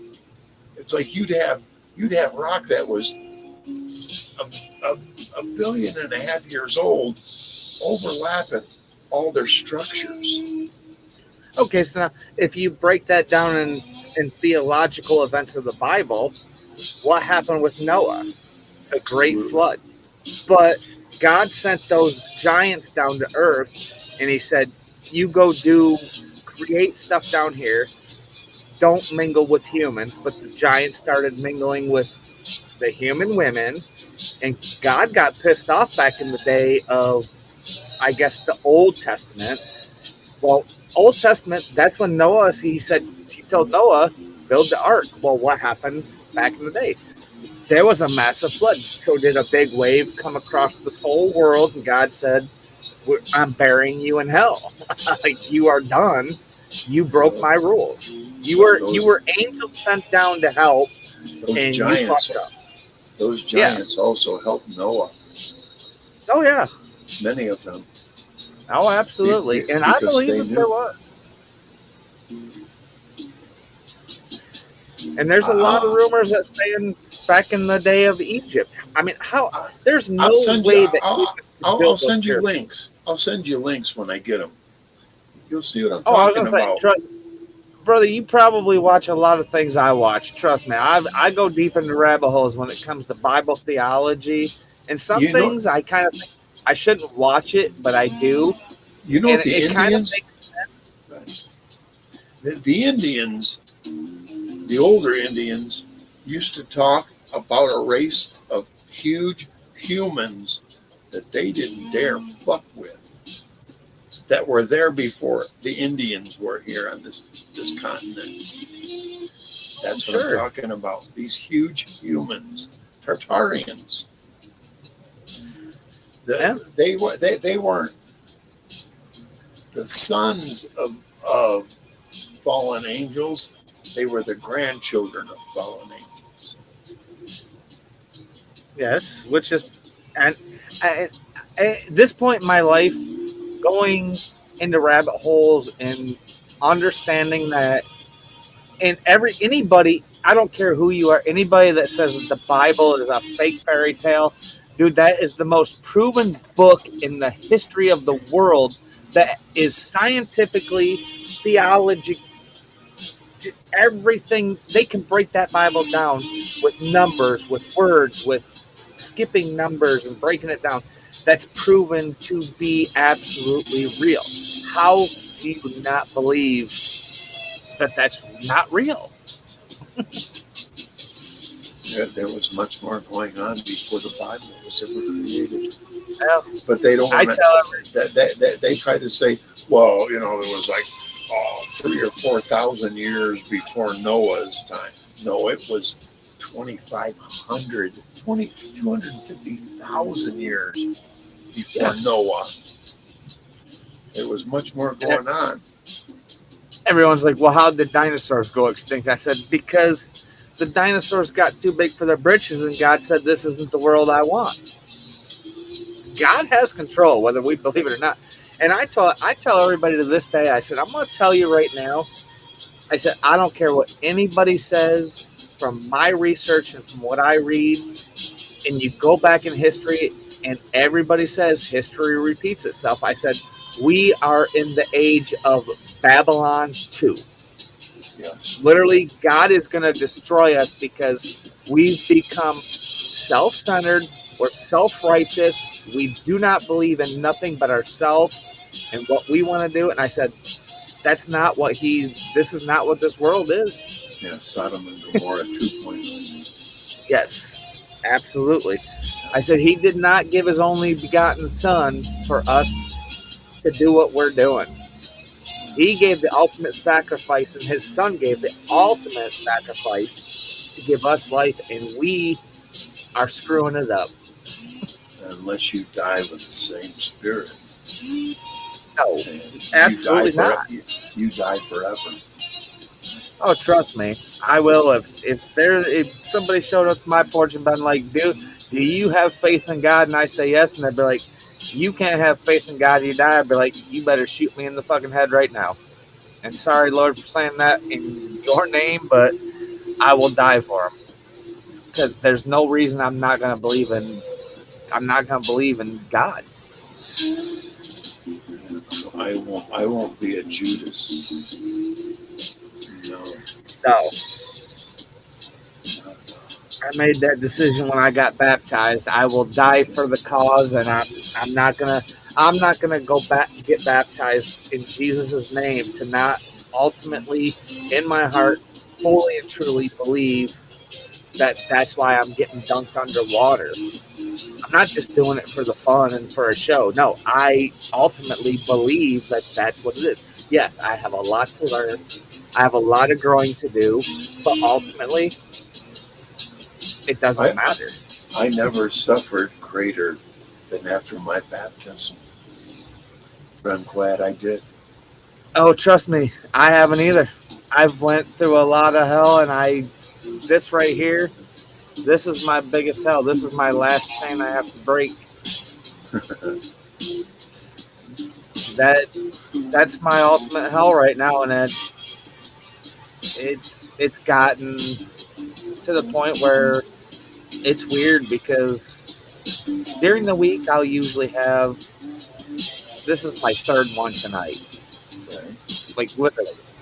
I used to drink, I could put down a half a fifth of whiskey and a fucking 12 pack and get up and go to work. Yep. But it's weird. I wake up in the morning and I stumble through my house like I'm drunk, and I know I'm not. I'm like, okay, God, I get it. You're telling me something. I said, you stop.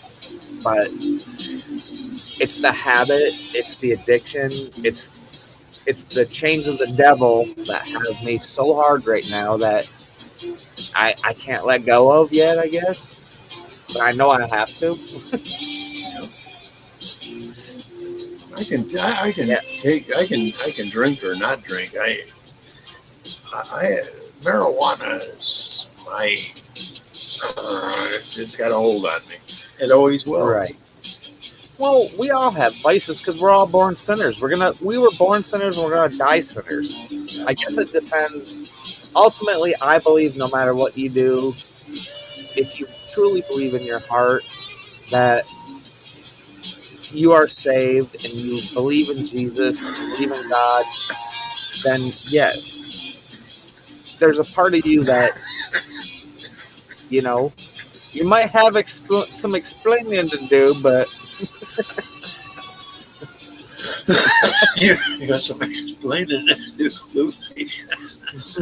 I always think about that. I'm like, man, if I died tomorrow, and the Bible says that God doesn't like drunkards, and I'm like, so if I died tomorrow, I'm like, how would I explain to like Peter, Saint Peter, Jesus that he didn't know me? How would I explain to make a difference to be like, no, I truly believe in you, but it's like there's no excuse for that, I guess. But your mind always thinks, how can you explain to somebody that already knows everything you did in your life? You can't. The fact that you you feel shame and understand it. I think that's a big difference. Well, that is because that's part of your repentance. Grandpa needs to go nature break. Be right back. Right on, man. Wow.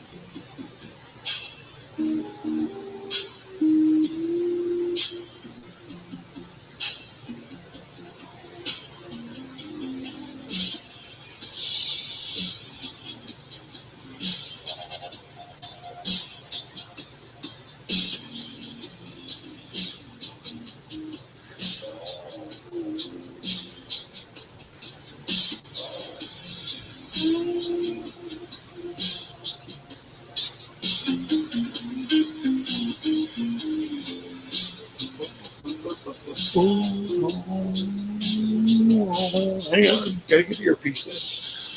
Hang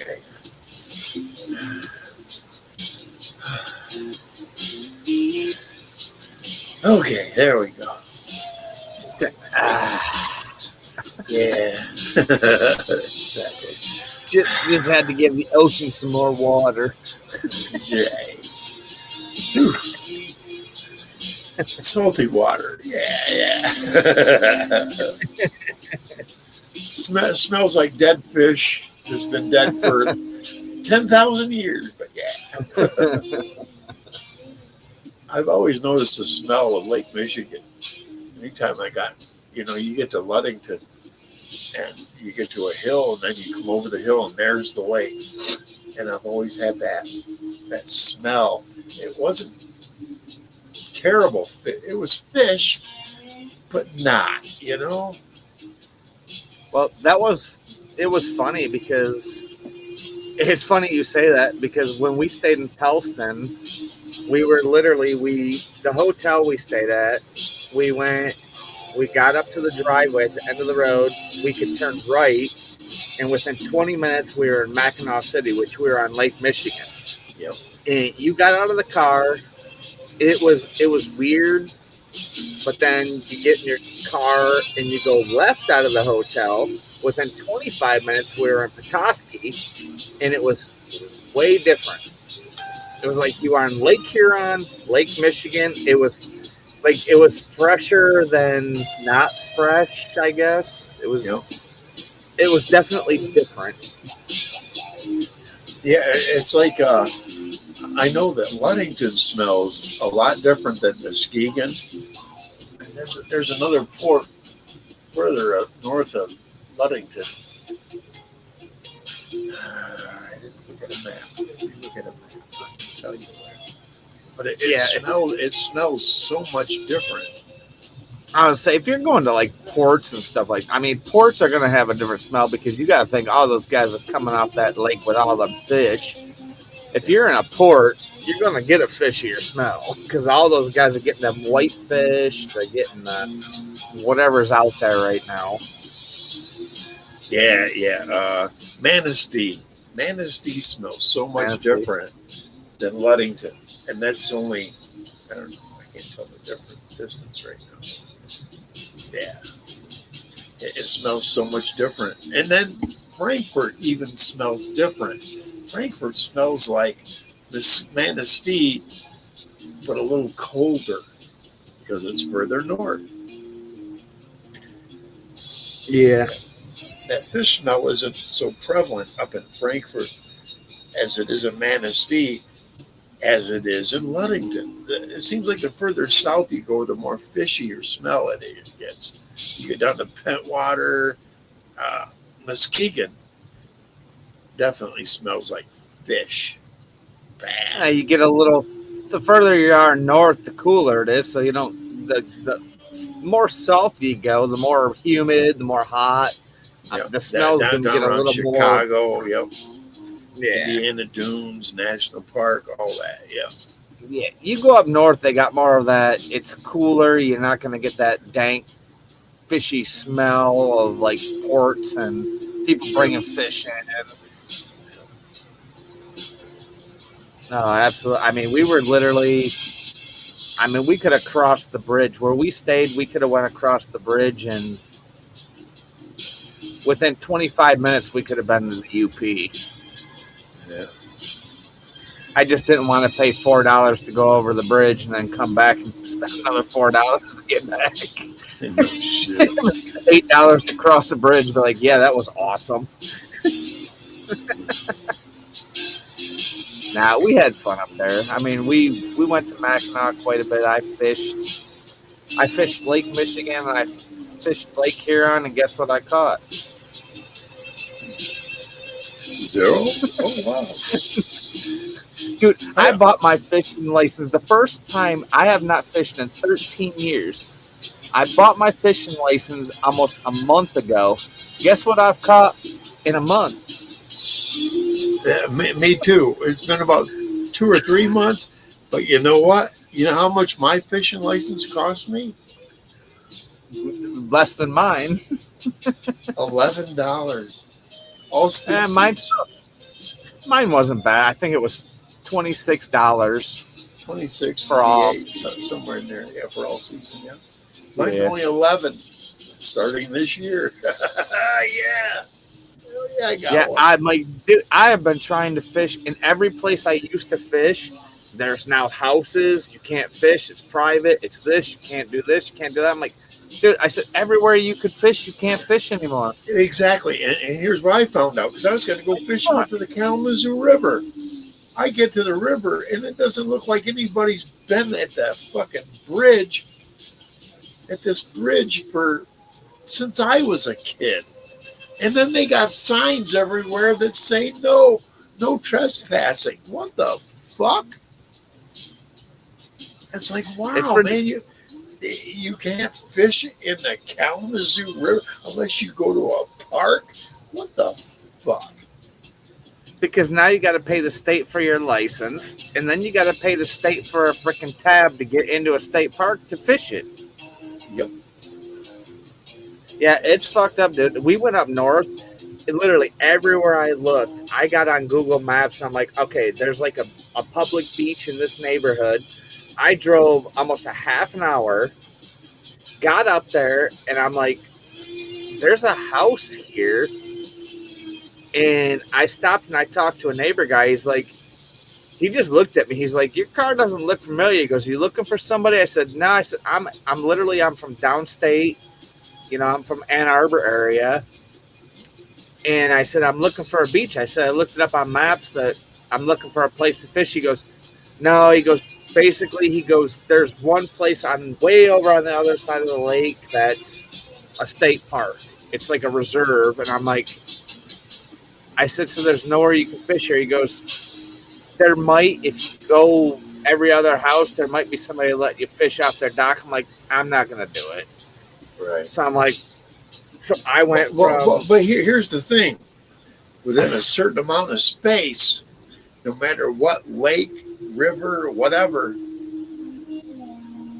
maybe not rivers, but no matter what lake or pond or whatever it is, except for a river maybe, you go to a lake and it's a private lake, if there's a certain amount of residents. If there's a certain amount of residents, there has to be a public access. There has to be. Matter of fact, Bass Lake up north, up near Leroy, Michigan, it's Bass Lake. And I've had this argument with locals there and had the fucking DNR and county sheriff and everybody come out. And I said, look, this lake, and I pulled out a fucking 30-foot tape. And I said, any lake, and I went from the center of the road and I went across, I said, any lake that is this distance or this distance, you have to have a public access. But you have to have so many residents. I think it's like, I'm probably wrong. I think it's 24 residents. Maybe it's less. In any one lake, it has to have a public access. And I showed the fucking DNR and I said, look, here's the distance I am from the center of the fucking road, and that's where I'm fishing. Within that 30 feet, I can still cast a line out there. I'm allowed to fish it. And they scratched their heads and they looked up their rules and regulations, and they had to let me fish there. Even though every other fucking resident stopped and went, you can't fish here, blah, blah, blah, blah, blah, blah, blah, blah. I tell them you need to call the DNR and get their ass out here because I absolutely can. I had that happen up there. And he shook his head and went, there's nothing I can do. He can fish here legally. Yeah, we were over on Lake Michigan, and I stopped at a place. It was just a local. It was a park. Like, it was a public park. Well, I started walking down the beach, and I started going in front of people's houses. Granted, I was standing knee-deep in water as I was fishing. But you weren't on shore. I had this lady come out, and she goes, sir, this is private property. You can't fish here. I said, I dare you to call the cops because I'm in the fucking water and there ain't a shit fucking thing you can do. And she looked at me and she walked away. She goes, oh, you're one of those guys? And I said, absolutely. I said, I know my rights. I said, please call the police. And she shook her head and she went in the house. I'm like, fuck you. I've seen videos on people that are going down. They're in waders and they're fly fishing. And these people come out and they fucking, what are you doing here? Blah, blah, blah. Like, you know what you ought to do? You gotta look at that motherfucker and say, you're either growing dope or you're brewing something that you don't want everybody to know about. Otherwise, fuck you. If you look up the rules, I don't care if you're toe deep in water. Yep. If it's state land or if it's a Great Lakes especially, tributary. You have 2 feet from the water that gives you a line that you can actually stand on their shoreline of their property. It's not theirs. That's still state owned. That is a Great Lake. That is a lake. It's kind of like what do you call, like the auditors that do. It's public. It's public. It's public. Yes. Exactly. You can't own the water. You don't own the water, and 2 feet off the water, you don't own that either. Exactly. You know what really fucks them up? It's called GIS survey. Oh yeah. Pull that motherfucker out and you show the DNR and go, where does it show public? 2 feet beyond what he was bitching about. better go tell them. You know, I've seen a lot of trust me. videos on that. Yeah. I got the GSI app on my phone. Hey, you know, check this out. God, I forgot what I was going to say. I hate it when it happens. There's a way that if they something about the DNR and public property and private property, the fucking DNR, I think they really hate GIS surveys. I think they fucking hate it to its core because they want to say, well, just don't step on shore here. And although the hole may be 8, 10, 12 foot deep, they want you to walk through that. No, you can go up on the shore so many feet. Yeah, I think it's 2 foot. I think you're right. You got 2 feet in Michigan. It doesn't matter where you are. There is 2 feet off the water that is still considered. Literally, it's still considered. Trust me. Public domain. Yep. Domain. Yes, but there are certain things because I've watched videos where kayakers have like followed rivers and they've literally went into like 150 acres of somebody's land they own, but the river runs through it. And they went past the no trespassing sign and they fought with the cops. And they're like, as long as we're not stepping out of our kayak, we are on water. As long as we are floating, we're not on their land. And the cops are like, well, we really can't dispute this. Ultimately, the people are like, bless you. You know, they're like, okay, you know, we can't argue this point. And the people will give up. They'll be like, okay, you know, listen, we'll go back to where we are, but we're going to look this up. And the cop's like, no, there's literally nothing we can do. We just called our conservation officer. As long as you are not stepping out of your boat, bless you. Oh, Bless sorry. you. Good Lord, man. Get the demons out. No doubt. Alcohol. But yeah, they basically say as long as you are in a craft and you're floating on the water and you're not touching the ground, it's not their property. Right. Goodness. Bless you. God bless you. Oh, I thank you. You sound like me. I get sneezing and I don't stop. Well, it's a sneeze attack. I'm not going to take a Benadryl load. I don't take Benadryl until I get in the winter. Because then I get them a lot. It's this time of the year. Ooh, yeah. Okay. Lots of the fungus, lots of molds, and not a lot of rain. Just dries everything out. Good Lord, man. Bless you. Oh, it's going to keep happening. Thank you. Yeah. That's the last one you get. Good luck. All right. That's what my wife says. I'm like, I'm not done yet.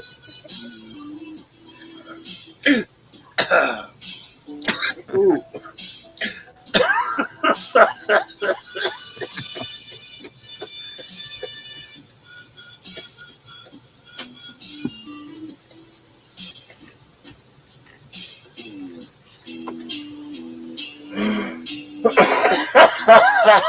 Yeah. You can smoke more dope. Mm-hmm. So really, because it'll dry all that up.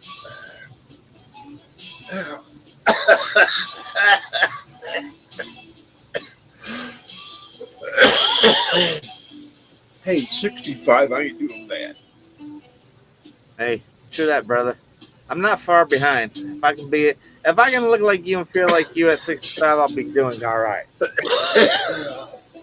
God, I hope so.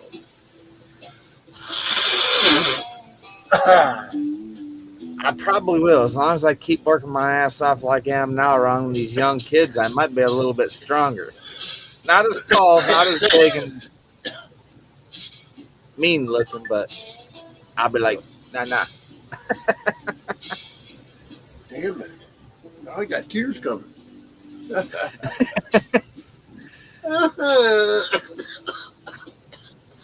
It's because somebody actually blessed you. Yep. Oh, wow.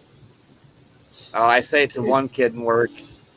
He was in prison. He took Bible courses. He's like, he goes, I went through so much shit in my life. You know, I know I took courses. They made us take them. I believe in God. He goes, but I just the way my life's going, and it's funny because within the last year, he goes by and sneezes, or he'll say something. I'm like, so that's all good. I said, God take care of it. And he just kind of looks at me. Today he walked by and I scared him. I was sitting in this little shed that we store pallets in. He walked by and he sneezed, and I'm like, bless you. He jumped. He's like, damn, dude. He goes, you scared me. He goes, thank you. He goes, and he looked at me and he goes, you know, he goes, I'm kind of understanding where you're coming from, and I'm just going to leave it there. We'll talk later. I'm like, I got you. I said, there you go. You plant a seed. Exactly. And you see it's cleared up. So far, so good. Right on. Whew. Wow. Yeah, that almost crossed my eyes. I almost went a little retarded. Exactly. Now, here's my cat again. Cat came back in. My cat. Check this out. She's got a dish out in the kitchen, up on the counter. She knows to jump up there to get food, right? Well, I bought her some treats in this container. What she doesn't know is after the treats ran out, all I did was go back and get the cat food. And now she comes in here exclusively to get her little treat. It's just cat food. Cat food. Ah, gotcha. Exactly. Oh, that's awesome. So every time she comes in here and she looks at me just right, I know, no, I got to fill her dish. Not fill it. I put a handful of cat food in there and let her eat. Yeah, there you go. That just goes to show you the soul of an animal. We're all animals, and we can be manipulated, but if your innocence stays true, cat food's still a treat, right? Exactly. So let anything given to you be a treat in life. Exactly. That's the way I look at it now. I'm like, I'm not chasing the big things in life. I have what I need. God's given me everything I got right now. I got more than what I need. Trust me. Me too. I'm trying to give it away. I ain't trying to give it away, but yeah, I'm doing all right.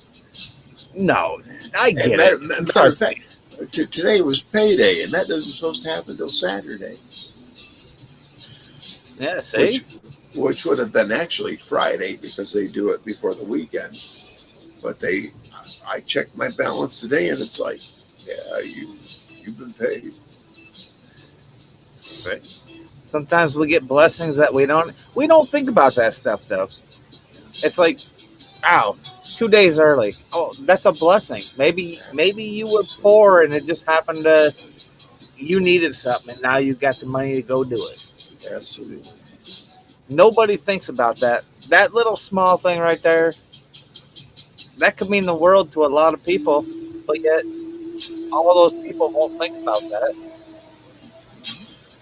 Well, I know it. Me paying rent today helped out people that I live with. I know that.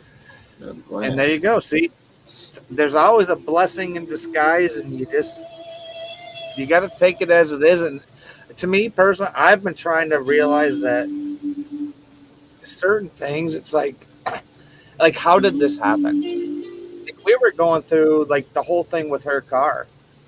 I was like, I'm sitting out here. I'm like, I don't know what to do. I called up a buddy.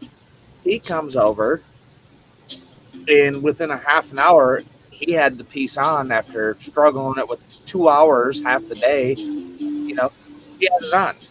And we're like, how much do we owe you? He's like, $1 million. We're like, all right, we'd rather owe you than cheat. And he's like, We're like, no, really, what do we owe you? He's like, he got in his car, shut the door. He goes, oh, I don't know. I'll think about it. I'll call you later. And I'm like, no, screw you, dude. We're coming over this weekend, and you're getting $50 whether you want it or not.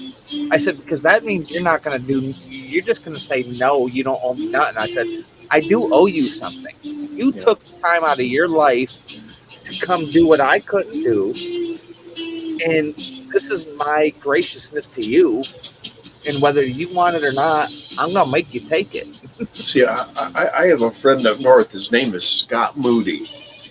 That's his real name. He was my mechanic up there for everything.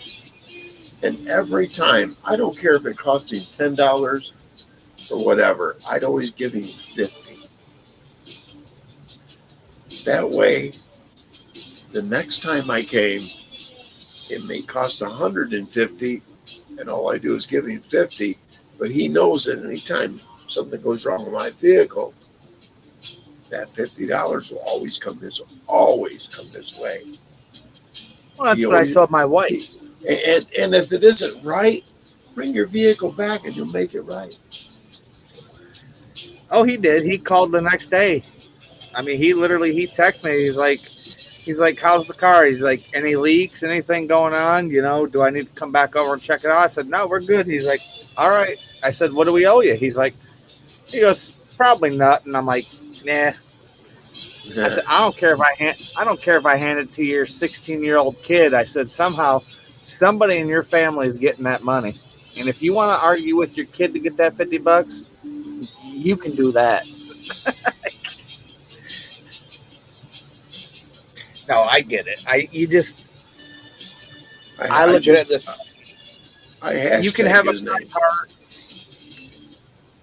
You got to have a kind heart in life, and you can do things for people for a certain amount of time. But when people start taking advantage of it, and that other person doesn't at least make an attempt to give you something, that kind heart is going to grow cold, and you're going to be out of my loop. You're not going to be part of my circle. You know. Absolutely. That's just what life's not about. The world's become a freeloader, literally. I mean, everybody's trying to live off the state. Everybody's trying to live off food stamps and handouts. It's like, what happened to go out and just like literally making an honest living and working? Go work. Trust me, you're gonna. I got that behind me, thank God. Yeah, no, I'm getting there. I'm close. Well, 52. I got about 6.5 more years before I can draw off my 401k without being taxed. Right. So 6.5 years, buddy. I'll tell you what, the way this fucking time's flying in life, it's right around the corner. I gotta go let the cat out. I'll be right back. She's hollering at me. Oh, watch out.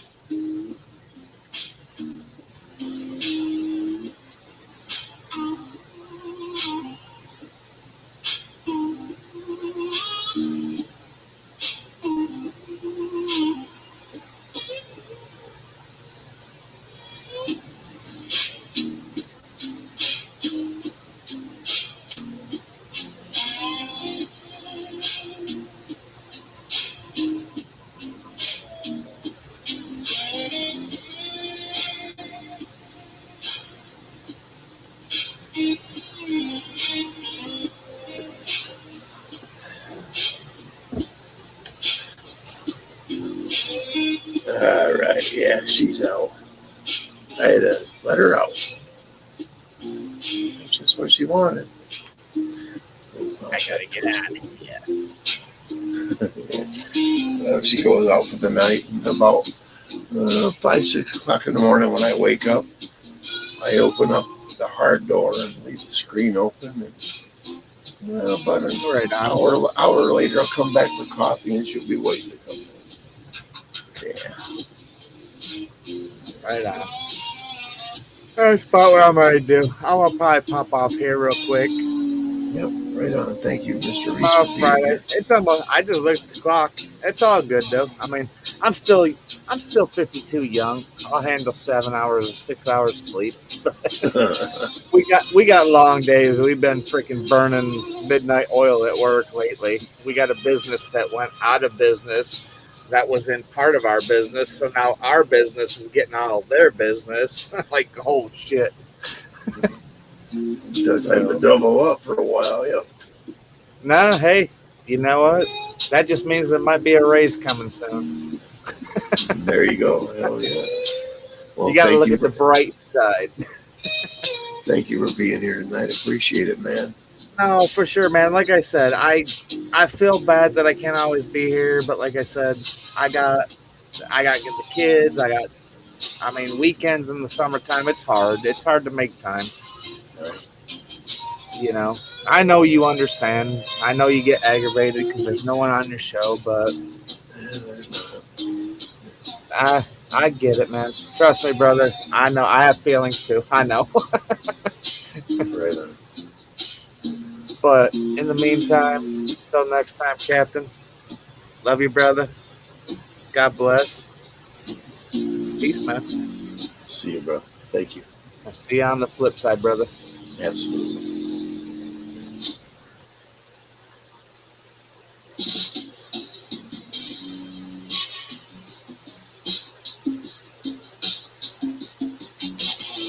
Well, you know we're not going to continue this show much longer. Hey.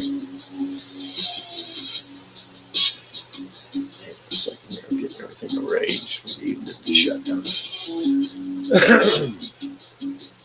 Thank you all for coming and watching. Special shout out to JB, the Duck Man, on the Isle of Wight.